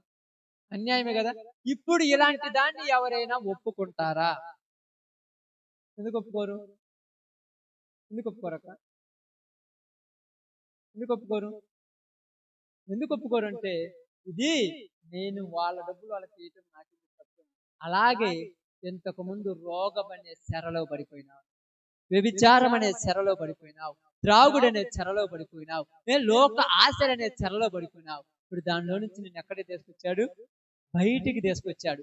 బయటికి తీసుకొచ్చిన తర్వాత రోగంలో ఉన్నప్పుడు ఆదివారం పనికి పోలేదు, సోమవారం పనికి పోలేదు, మంగళవారం పనికి పోలేదు, బుధవారం పనికి పోలేదు, గురువారం పనికి పోలేదు, శుక్రవారం పనికి పోలేదు, శనివారం పనికి పోలేదు. పొద్దుగూకుడు మంచమో నువ్వు ఇంట్లో ప్రతి ఒక్కరు నేను తిట్టింది. తిట్టనోడు ఎవరైనా ఉన్నాడా? భర్తకు ఇసుగు పుట్టించావు, భార్యకు ఇసుగు పుట్టించావు, పిల్లలకు ఇసుగు పుట్టించావు, తల్లిదండ్రులకు ఇసుగు పుట్టించావు, ఇరుగు పొరుగులకు ఇసుగు పుట్టించావు. నువ్వు బతకడం కంటే చస్తే బాగుండని ఎంతమంది అన్నారు. చావాలని నీకు ఎన్నోసార్లు అనిపించుండొచ్చు. ఆ బతుకులు చచ్చిపోతే బాగుండని ఎన్నోసార్లు నీకు వచ్చి ఉండొచ్చు. ఊరికి కాని రాకుండా నిద్ర మాత్రం వేసుకుని కన్ను మూసుకొని చచ్చిపోదామని ఎన్నోసార్లు అనుకొని ఉండొచ్చు. అలాంటి పరిస్థితి వచ్చి ఉండొచ్చు. ఇప్పుడు దానిలో నుంచి నీకేమిచ్చాడమ్మా? ఆరోగ్యం. ఆమేన్. ఏమిచ్చాడు?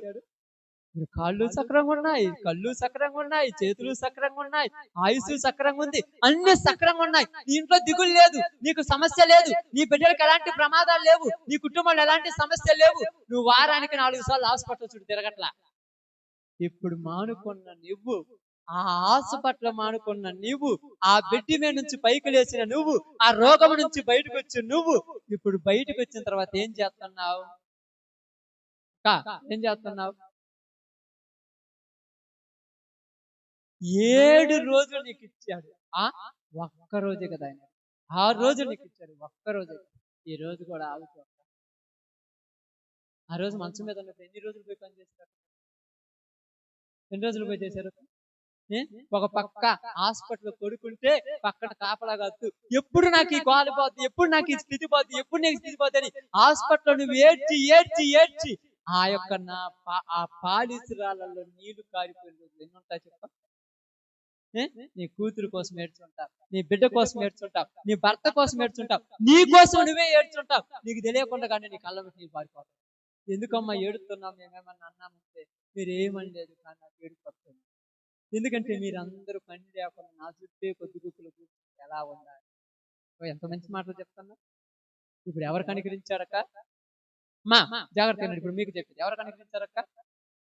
కనికరేయలేదా? ఇప్పుడు దేవుడు కనికరించి ఆరోగ్యం ఇచ్చి సుఖ సంతోషాలు ఇచ్చి ఆనందాన్ని ఇస్తే ఆదివారం లేదు, సోమవారం లేదు, రాత్రి మగులు పరుగులు ఇది న్యాయమా? ఇప్పుడు చెప్పండి. ఇప్పుడు ఊరు అన్యాయస్తులు, ఇప్పుడు ఊరకు అన్యాయస్తులు. ఎందుకు మనం అన్యాయస్తులు అయిపోయాము? వాళ్ళైతే 10వ భాగం ఇవ్వకుండా న్యాయం చేయలా. ఇక్కడ నీకు మొత్తం ఇస్తే నువ్వు ఎందుకు న్యాయం చేయటంలా?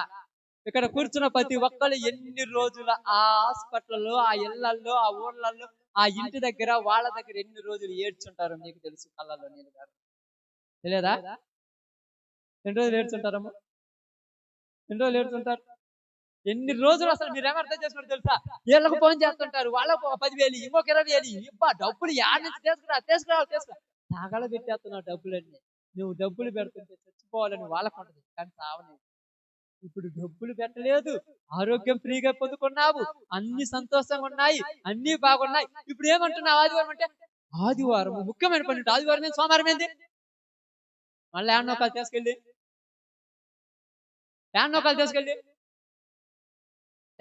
ఇప్పుడు మళ్ళీ ఆడికి పోయి నువ్వు ఏమంటారు తెలుసా? దేవుడు ఎంత అన్యాయిస్తుందమ్మా. అబ్బా నువ్వు న్యాయం కలిగినోడివా? ఎన్న ఇల్లును కూడా అమ్ముకుంటే గానీ మనకు సిగ్గురాదు. అర్థమవుతుందా? ఉన్న ఇల్లు, నీ కిడ్నీలు, నీకున్నది మొత్తం అమ్ముకొని తగలబెట్టినా కూడా మనకు సిగ్గురాదు. ఇంటే క్రైస్తవుడికి చెప్తున్నాను ఈ మాట. అంతే. ఎందుకు చెప్తున్నానంటే 20 రూపాయల కోసం యేసు ప్రభువుని అమ్ముకునేటువంటి జాతి. ఎవరు? యూదా జాతి. యూదుడు ఎంత కొమ్ముకున్నాడమ్మా? 30 ఎండి నాణ్యాలకు. ఇప్పుడు క్రైస్తవుడు ఎంత కమ్మేస్తున్నాడు యేసు ప్రభువుని? అర్థమవుతుందా? ఈరోజు ప్రశాంతంగా ఎలా కూర్చోగలిగారు చెప్పండి? అసలు మీరు మనస్ఫూర్తిగా మీ యొక్క గుండెల మీద చేసుకొని చెప్పండి. ప్రశాంతంగా ఈడ కూర్చోగలిగావంటే కేవలం దేవుని దయా కాదా? కానీ ఈరోజు కుదార్తత ఇచ్చిన దేవుడి కాడు ఏమంటారు?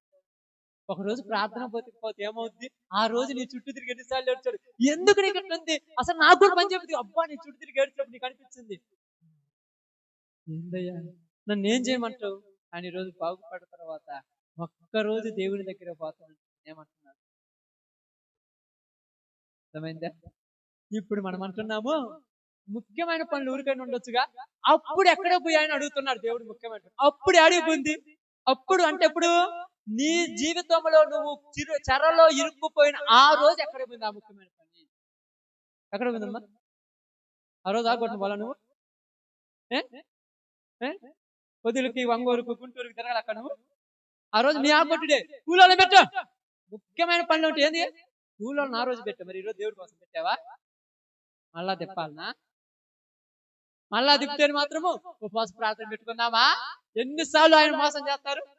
ఆయన పిచ్చోడా? అందుకని ఆయన మర్చిపోయాడు మనసు. అట్టోళ్ళు తెలుసా? చిన్నపిల్లడికి ఏం చదువుతారు? మీరు చిన్నపిల్లడికి ఏం చదువుతారు చెప్పండి? ఏం చదువుతారమ్మా? చాక్లెట్ ఇస్తారు. ఇదిగో సందమామని తీసుకొస్తా కానీ అన్నం పెట్టుకుంటారు. అబ్బా మా అమ్మ సందమామ తెస్తారు, కరెక్ట్ నోరు తెస్తారు, నోట్లో పెడతారు. సందమామ ఏదంటే అది రాదయ్యా. అతనే యేసు ప్రభుడు కూడా మోసం చేస్తారు. ఈ ఒక్కసారి బాగు చేయి ప్రభువా, ప్రాణం పోయినా కూడా నీ మందిరాన్ని మర్చిపోయినా ఎన్నిసార్లు చెప్తున్నా. ఈ ఒక్కసారి ప్రాణం పోయినా కూడా బాగు చేయ. ప్రాణం పోవాల్సిన పనిలే.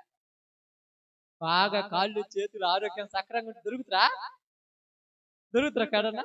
ఉంటారమ్మా కడనా? ఏడ కనపడతారు? ఇప్పుడు ఆడ కనపడితే మళ్ళీ తీసుకెళ్ళి అల్లాడికి పోను. ఏసయ్యా ఏసయ్యా అని ఏమన్నాడు? అల్లను వేషధారులారా. ఏమంటున్నాడు? వేషధారులారా మీరెందుకు నటిస్తున్నారు? ఎందుకు నటిస్తున్నారు? నీ కళ్ళల్లో నుంచి నీళ్లు కారైతే ఇక నేను చూసి ఓర్చుకునే తత్వం నాకు ఉన్నది అన్నాడు. దేవుడు ఏమైపోయాడంట? ఆమేన్. దేవుడు ఏమయ్యాడక్క? కఠిన మనసు వచ్చేసింది ఇంకా దేవుడికి. ఎందుకు వచ్చింది? అప్పుడప్పుడు మీ పిల్లల విషయాలు మీకు కఠినత్వం వచ్చేది ఎందుకు? అంతే వదిలేస్తారు. ఎన్నిసార్లు వదిలేసి ఉంటారు? నిజంగా సహోదరికి అమ్మాయి పాస్టర్ గారికి బాగా లేకున్నప్పుడు ఎన్నిసార్లు తిరిగారు నాకు తెలుసు. ఎక్కడెక్కడ తిరిగారు నాకు తెలుసు. ఏ హాస్పిటల్ తిరిగారు నాకు తెలుసు. ఈ రోజు పదార్థంగా బోధన్నది లేదు, కడుపు నిండా అన్నం తిన్నది లేదు, కంటి నిండా నిద్రపోయింది. ఎప్పుడు టెన్షన్. ఎందుకంటే ఆ పరిస్థితి అలా బయటకు తీసుకొచ్చాడు. బయటకు దేవుడు తీసుకొచ్చిన తర్వాత ఈరోజు క్షణం తీరక లేకుండా పరుగులు చేస్తున్నాను. ఏ స్వార్థం ఆశించకుండా ఎవరు ఎక్కడికి దేవుడు నా జీవితంలో చేసిన మేలు కోసం నేను సేవ. నిజంగా ఉద్యోగం చేయాలని ఆశ ఉన్నా నా తల్లి గారికి నా యొక్క భార్యకు జరిగిన విషయంలోనే జీవితంలో మళ్ళీ వెనుకడిగా వేయకూడదని ఎప్పుడు కూడా వెనుకడిగాను. నాకు ఇప్పుడు కూడా నాకు జ్వరం మనం ఎండ తిరిగాక అంతా నొప్పి లేకుండా, కానీ తలకాయ నొప్పి లేచిందని దేవుడి సన్నిధికి రాకుండా నా ఎంత దౌర్భాగ్యం ప్రపంచం. ఎందుకంటే నీకు బాగలేకపోతే కలుపు నిండా అన్నం తిని పారాసెటమాల్ టాబ్లెట్ వేసుకొని పోయి చెట్టు కింద కూర్చుంటానంట. చెట్టు కింద కూర్చుంటా. నిజంగా చెట్టు కింద కూర్చుంటా. వాళ్ళందరికంటే పరుగులు పోతుంటాం ముందు. కానీ దేవుడు ఏం చెప్తున్నాడు? మనుషుడు దేవుడి దగ్గర మోసం నేర్చుకున్నాడు, క్రైస్తవుడు నేర్చుకున్నాడు. ఎంత సంపాదించుంటారు అక్కడ? నిజంగా దేవుని కాదని సంపాదించిన ఏ బ్యాంకులో? స్విస్ బ్యాంకులో వచ్చారా? సోనియా గాంధీ లాగా స్విట్జర్లాండ్ స్విస్ బ్యాంక్ రాసుకుంటేనే ఉంది అక్కడేమో. నిజంగా చెప్తున్నాను, దావీదు ఏమన్నట్టు, అయ్యా నన్ను ధనవంతుని చెయ్యొద్దు, ధనం ఎక్కువైతే నాకు గర్వం వచ్చి నిన్ను మర్చిపోతాను. పేదవాణ్ణి చేయొద్దు, ఆకలితో నిన్ను తిడతాను. ఏ నాటికి కావలసిన ఆహారం నాడు నాకు చాలు. దావీదును దేవుడికి ఇష్టానుసారుడైన ఈరోజు మనకు అలా ఉంటుంది, ఉన్నదంతా తృప్తి ఉంటుంది. అప్పుడు చాలాసార్లు చెప్తాను, నమ్మకం ఒకటే చెప్తాను, అట్టే టైంలో అవసరానికి దేవుడు ఏదైనా చేస్తాడు. అది మీ ద్వారా చేయొచ్చు, వేరే ఒక్కరి ద్వారా చేయొచ్చు, ఒకరి ద్వారా ఎలాగని చేస్తాడు. అది అట్టే టైం, ఆ టైం వచ్చినప్పుడు అవసరానికి ఆహారం కావాలి, కానీ ముందు పెట్టుకొని కూర్చుంటే ఆకలి అయినప్పుడు అన్నం పెడతాడు. అదే క్రైస్తవులు సంఘములో నీ బాధ్యత ఏమయ్యావు, నువ్వు మరిచిపోయావు. ఎందుకు మర్చిపోయాడు? ఎందుకు మర్చిపోయారమ్మా? మీరు ఎలా అనుకోవాలి తెలుసు అక్క, జాగ్రత్త, ఎందుకు మీరు నిద్రపోతున్నారు? అసలు ఇన్నేది కదా కదా, ఇన్నిటి ఎక్కడ మళ్ళీ దేవుని దగ్గరికి వచ్చి నిలబడతారు భయం కాదు. చూడండి, ఎందుకు తెలుసు? మీ బాధ్యత ఏంది? లోకములో ఉన్న మనం తీసుకొచ్చి ఎవరిలో అంటుకొట్టాడు? యేసు ప్రభువులో అంటుకొట్టాడు. అంటు కట్టబడిన కొమ్మ లేదనుకో, ఆ చెట్టు మోడుగా ఉంటుందా? బాగుంటుంది. కొమ్మలు ఉండాలి. నువ్వు అంటు కట్టబడిన కొమ్మ, నిజమైన ద్రాక్షవల్లిగా నిన్ను మార్చాడు. మళ్ళా జాతిహీనపు కాయల జాతిహీనపు కాయలు,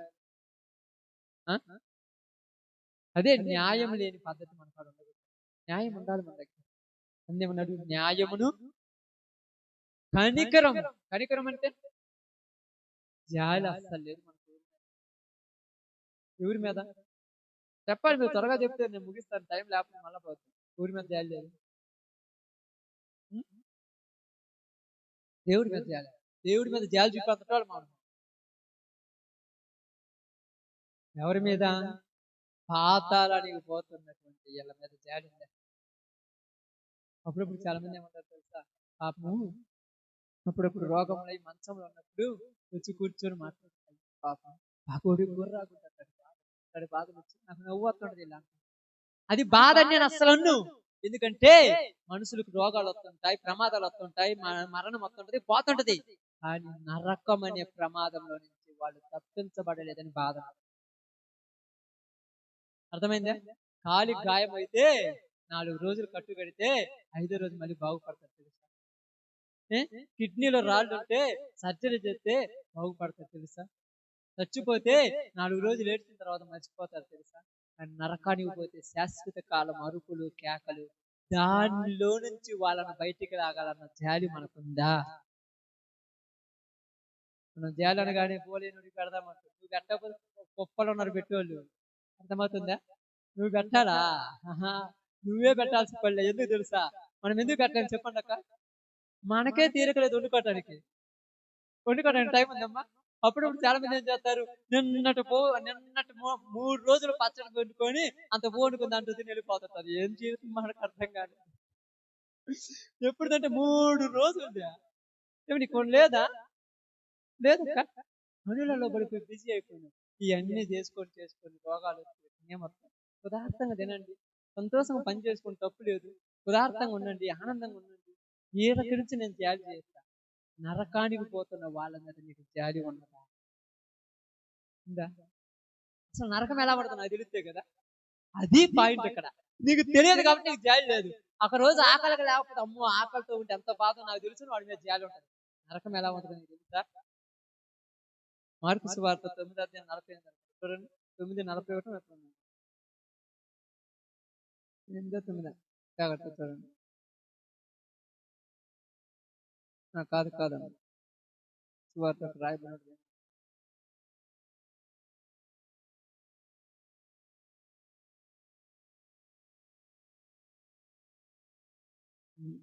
ఏమంటున్నాండి, నరకమున అగ్ని ఆరదు, పురుగు చావదనే మాట ఉంటుంది.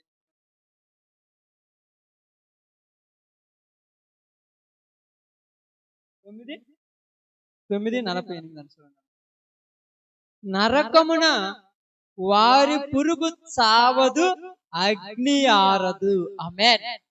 నరకంలో పోయిన తర్వాత పురుగు చచ్చిపోతే, నేను అప్పుడప్పుడు చూస్తే గాయం అయితే బాధ, ఏమంటారు తొందరగా చచ్చిపోతే బాగుండి బాధ నుంచి బయటకు వచ్చేస్తా. కానీ అక్కడికి పోతే బాధ బయటకు పోతావా? అగ్ని ఆరదు. ఇంత తెలిసిన నీవు వీళ్ళందరూ నరకానికి రెడీ అయిపోతుంటే వాళ్ళ మీద జాలి ఉందా లేదా? పగలేకపోతే సరే, కోపాలు లేకపోతే సరే వాళ్ళ మీద జాలి. మూడోది ఏంటంట? విశ్వాసము. విశ్వాసం అంటే అండి నమ్మకం. ఏమని నమ్మకము? ఆ? ఏమని నమ్మకం? ఇప్పుడు చెప్పాలి మీరు అది. ఆమేన్. ఇంకా ఏమని నమ్మకం? మన సబ్జెక్ట్ లోనే ఉండండి. ఏమని నమ్మకం? ఓకే, మంచిది. ఇంకా సబ్జెక్ట్ లోనే ఉండండి. ఇశ్రాయేలీయుల గురించి ఆగిపోయాం, ఇప్పుడు మన గురించి చెప్తాం. సబ్జెక్ట్ లో ఉంది. ఏం నమ్మకం? మనం వెళ్ళి వాళ్ళకు సువార్త ప్రకటిస్తే నినివే పట్టణం మారినట్టుగా ఖచ్చితంగా మారతాడనే నమ్మకం నీకుంటే పనిచేస్తాడు. వాళ్ళు మారరు. ఇప్పుడైనా వీళ్ళు మారరా, నీకే నమ్మకం లేకుండా నువ్వేం సేవ చేస్తావు నాకు అర్థం కాలేదు. గ్యారెంటీ తనకు తెలుసా, సంతకం పెడతాను మారచూడు కావాలంటే. అంత గ్యారెంటీ ఉన్న నువ్వు ప్రార్థన చేస్తున్నట్టు నమ్ముతున్నామ్మా? వీళ్ళు అస్సలు మారరు. నీకు అంత నమ్మకం నువ్వు ఎందుకు స్వార్థ చేయడం నాకు అర్థం కాలేదు. నమ్ము, ప్రతి వాడికి సమస్తము. నువ్వు నమ్ము, నమ్మి వెళ్ళి పని చేయ. అక్కడ ఈరోజు నేను నా యొక్క రాబడి అంతటిలో 90% దేవుడి కోసం ఖర్చు పెడతాను. నాకు ఎంత వచ్చినా కూడా మొత్తం దేవుని పరిచర్య కోసం. చాలా మంది అంటారు, ఎవరు మారారయ్యా మీరు బేయ ప్రాంతం? ఒకటే చెప్తాను, ఖచ్చితంగా వాళ్ళు మారుతారు. ఈ రోజు మారుతారు, రేపు మారుతారు, నాకు సంబంధం లేదు. ఖర్చు పెట్టి మనం చేసిన దానికి ప్రతిఫలం పరలోకంలో ఉంటుంది. కానీ మనం చేసిన సేవకు రేపు ఆత్మలు మారుతాయి. ఆ నమ్మకం లేకుండా మనం ప్రార్థన ఏం చేస్తాం? ఆ నమ్మకం లేకుండా మనం పని ఏం చేస్తాం? నమ్మకం ఉండాలి, విశ్వాసం ఉంటుంది. ఏమంటాను తెలుసా? సువార్త కొరకు వాళ్ళు ఏం చేశారు తెలుసా? సేవ కొరకు, సేవకుని కొరకు వాళ్ళు ఏం చేశారు? మందిరములో అర్పణల కొరకు, మందిరములు ఏదైనా వాటి కొరకు వాళ్ళు దశమ భాగాలు ఇచ్చారు. ఇప్పుడు క్రైస్తవుడు దేనికోసం ఇవ్వాలి? ఆత్మల సంపాదనలో పాలి భాగస్తులు అవటం కోసం నువ్వు ఖర్చు పెట్టాలి.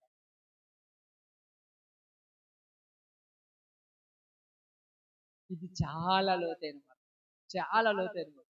పాలు భాగస్తులు. అందుకనే సంవత్సరమునకు ఒక్కసారైనా నీ ఇంటిలో సువార్త కోరిక జరిగించాలి.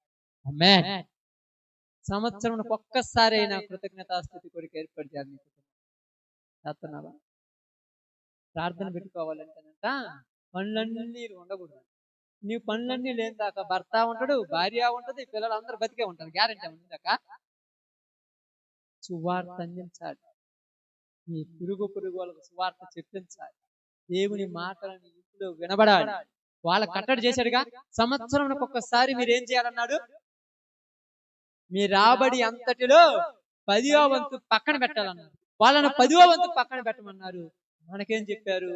దేవుడు నీకు సంవత్సరం అంతా ఆయుష్ ఇచ్చాడు కనుక ఆయన సన్నిధిలో ఉంటూ సంవత్సరంలో ఒక్కసారైనా నీ యొక్క కుటుంబం దగ్గర కృతజ్ఞతాస్తుతి కోరిక ఏర్పాటు చేయాలి.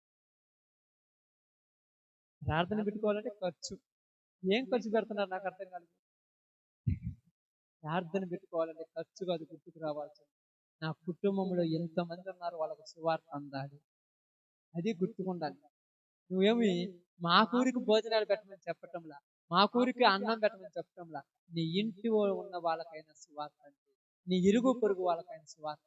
ఇది నీ సహాయం, నువ్వు చేసే పని. వాళ్ళ మీద జాలి ఉంది. వాళ్ళ ఇంట్లో సమస్యలు చూస్తుంటావుగా, వాళ్ళ తపన చూస్తుంటావుగా. వాక్యం వాళ్ళకి చెప్పిస్తే కనీసం ఒక్కళ్ళలోనికే వెళ్ళి మారతారు అన్న ఆలోచన. నేను ప్రతి కుటుంబం దగ్గరికి వెళ్ళి, ప్రతి ప్రాంతానికి వెళ్ళి ఒకటే చెప్తాను, సువార్త కూడికలు జరిగించండి. దశంభాగాలు గిశంభాగాలు అంటే అవన్నీ తర్వాత సంగతులు, వాటి గురించి నేను అస్సలు పట్టించుకోను. సువార్త జరగాలి, వీధుల్లో జరగాలి, పల్లెల్లో జరగాలి, ప్రాంతాలలో జరగాలి. ఎందుకంటే అంత్య దినాలు సమీపం.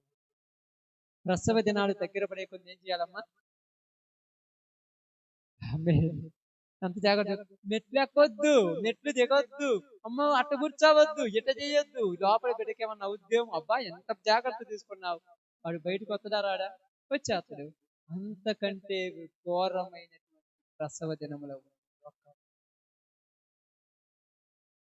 ఇప్పుడు ఎంత జాగ్రత్తగా ఉండాలి, ఎంత జాగ్రత్త. అప్పుడు చాలా మంది అంటారు లోకంలో, రోజు ఏం ప్రార్థన. వాళ్ళకి తెలియదు కాబట్టి వాళ్ళు బాధపడతారు. నువ్వు తెలుసుగా, నువ్వు అనొచ్చా, నువ్వు మాట్లాడొచ్చా? నీకు అసలు అది వల్ల అవుతుంది. రోజు ఏం ప్రార్థన? నీకోసమే పెట్టలేదుగా. నీకు జాలి లేదు, కనికరం లేదు, వాళ్ళ మీద దయ లేదు, అసలు నీకు వాళ్ళు మారతారని నమ్మకమే లేదు. నీకెందుకు వాడి గురించి తప్పన? నువ్వేమైనా ఖర్చులు డబ్బులు ఇస్తున్నావా? నువ్వేమన్నా మా పాటానికి రావడానికి ఏమన్నా చేస్తున్నావు? నీకెందుకు తప్పన? అర్థం కాల. నువ్వు పోయే వాళ్ళను వాళ్ళు ఏమన్నారు? అయ్యో శాస్త్రులారా, పరిసయ్యులారా, ఏమన్నాడు? మీరు పరలోకములోనికి వెళ్ళరు, వెళ్ళే వాళ్ళని వెళ్ళనీయరు. అసలు అన్ని వాళ్ళది మనకు కాస్టేజ్. పరలోకంలోనికి వెళ్ళి బారు, పోయే వాళ్ళ బానీరు. శుభ్రంగా పని చేసుకోకుండా ఏందమ్మా ప్రార్థన నేను ఊరు రమ్మంటా, నేను ఊరు రమ్మంట తమ్ముడు, నేను ఊరు అనిపించు రోజు రాయ మా ఇంటి నేను ఊరు అనిపించరా, నేను ఊరు అనలేదు. నువ్వు చేయడానికి చేత కనుక మేలకొండు, ఉన్న దాంట్లో నీకు శాతం అయితే ఏదైనా సహాయం చేసి మేలకొని పక్కెళ్ళిపో. వెళ్ళే వాళ్ళని ఆపావా, రెండంతల శాపం. బైబిల్ చెప్తాను అర్థం కాల పాపం. బైబిల్ అర్థం కాక ఏమనుకుంటున్నారంటే, నిజంగా చెప్తున్నాను, పాతలాగనే కొత్తగా ఉంటున్నారు. అక్కడ పాతలాగనే. ఇదివరకు శుక్రవారం పోయాము, ఒక టెంకాయ కొట్టాము, ఎగురు పెట్టాము, వచ్చాము, అయిపోయింది. ఆదివారం వచ్చాము, ఒక 10 రూపాయల కానుక వేసాము, పలారం పెట్టారు, తిన్నాము, ఇంటికి. ఇదే అనుకున్నారు. కానీ దేవునిలో ఉన్నటువంటి కొత్తదనం మనుషులు. నేనేం చెప్తున్నానంటే, మనుషులాగా బతకండి అని చెప్తున్నాను. ఎక్కడికి వెళ్ళిన అదే చెప్తున్నాను. మనుషులాగా బతకడం ఏంటంటే, అగ్ని ఆరదు, పురుగు చావదనే తత్వం ఉంది లోకం. రేపు పరలోకం ఉంది, నరకం ఉంది. అక్కడికి నీతో సమానమైన మనుషులు పోతారని నీకు తెలిసి కూడా వాళ్ళ మీద జాలి దైనిక ఎందుకన్నా ఉందా?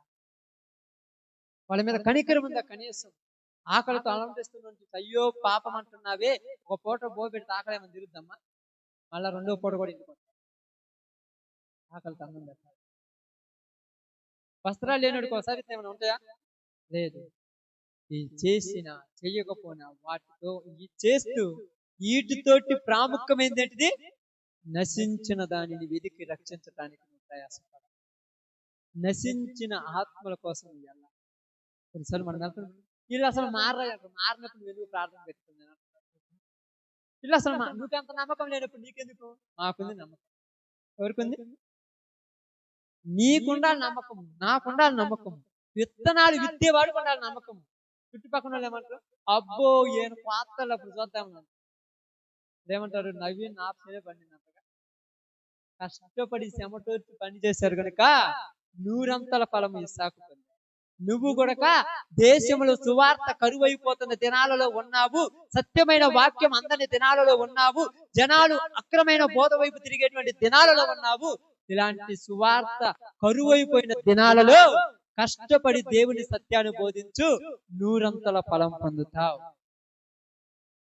ఎంత గొప్పగా బైబిల్ చెప్తుంది, ఎంత గొప్పగా ఆలోచిస్తుంది. ఇవన్నీ వచ్చి మనమేమనుకుంటా తెలుసా? ఏందయ్యా ఇదంతా అంటే, ఇది అర్థం కావాలంటే ఏం చేయాలంటుంది బైబిల్? ఏమంటున్నాం? ఇది అర్థం కావాలంటే తెలిసి ఏం కావాలి? ఆమేన్. లోకంలో చావాలి, లోకంలో చచ్చిపోవాలి. అందుకేమన్నా తెలుసా? భూ సంబంధమైన విషయములే మీకు చెబితే మీకు అర్థం కాలేదే, పర సంబంధమైన జీవితం ఎలా అర్థమవుద్దా?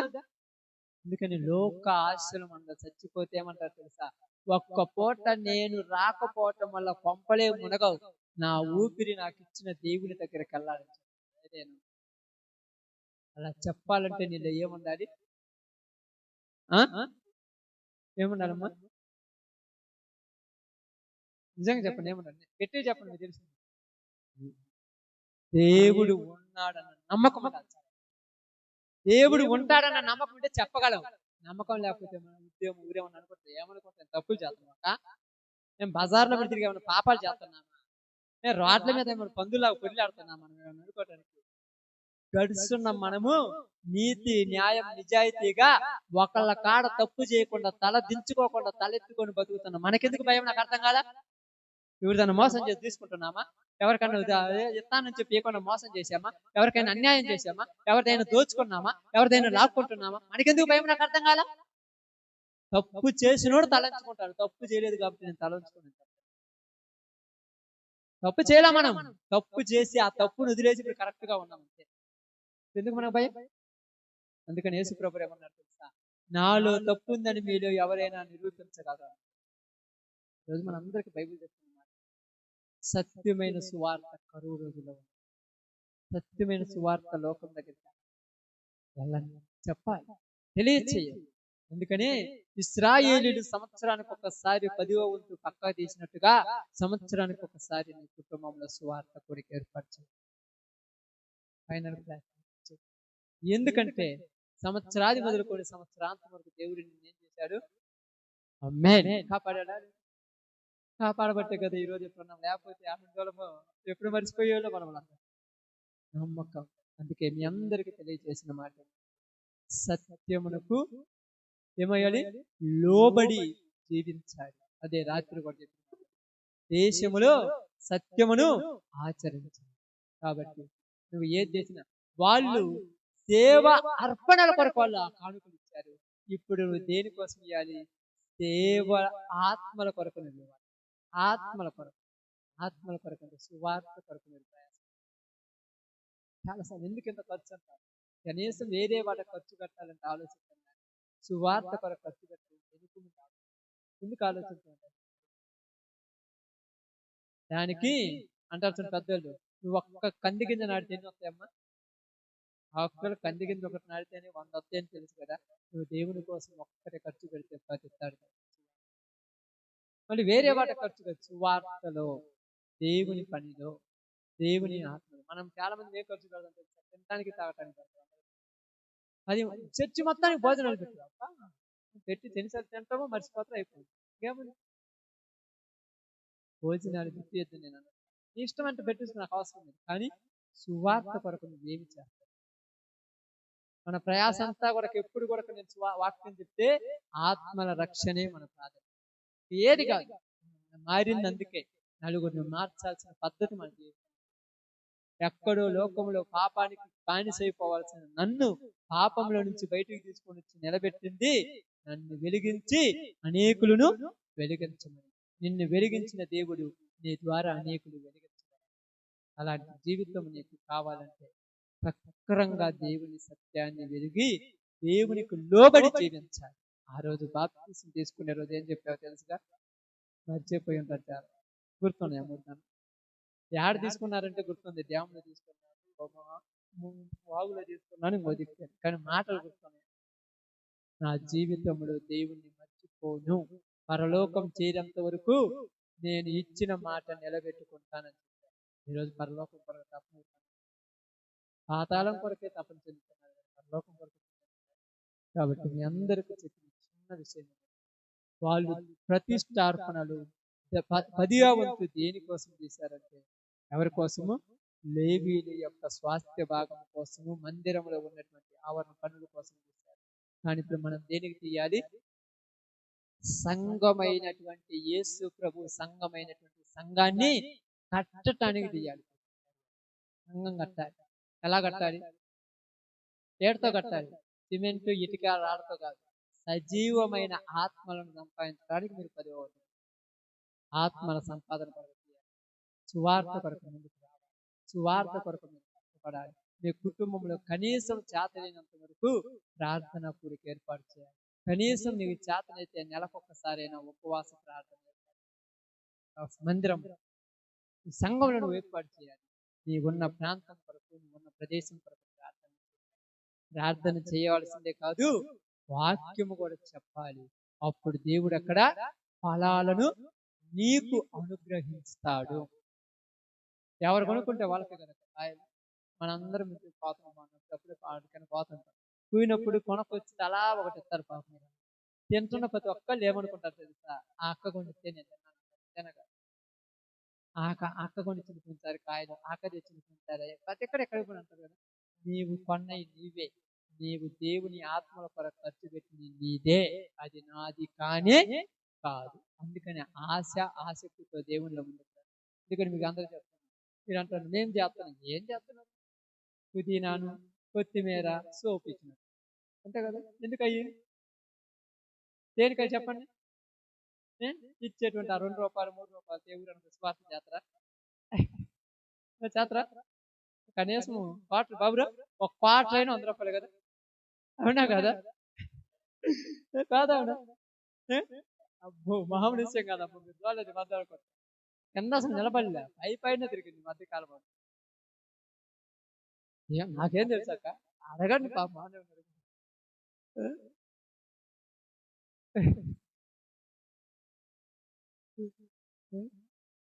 చెప్తున్నానండి, జీవితంలో నువ్వు సన్యాసిగా ఉన్నంత కాలం నీ జీవితం అభివృద్ధి చెందదు. సన్యాసి అంటే ఏంటి? ప్రకృతితనం ఉండకూడదు. ఎక్కడైనా ఉండొచ్చు ప్రకృతితనం దేవుడు దగ్గర. అంటే దేవుడేమి అన్యాయస్తుడు. నేను 10 రూపాయలు ఇస్తే దేవుడు నాకు ఖచ్చితంగా దానికి ప్రతిఫలం ఇస్తాడు. ఆత్మ సంపాదించడం ఎంత కష్టం తెలుసు. ఆత్మ సంపాదించడం తెలుసు. మీరు ఆత్మ ఎప్పుడు సంపాదిస్తారా? ఒక ఆత్మను సంపాదించాలంటే ప్రాణం తీసి మళ్ళా పోసిన. కాబట్టి ఈరోజు మనందరం కూడా ఇలాగా ఈ యొక్క సంవత్సరంలో మన పనిని అలా ముందుకు సాగాలి. కాబట్టి ఆ విధంగా ముందుకు వెళ్ళటానికి దేవుడు మనందరికి కృప చూపించును గాక. ఆమేన్. అందరూ కూడా ప్రార్థనలోకి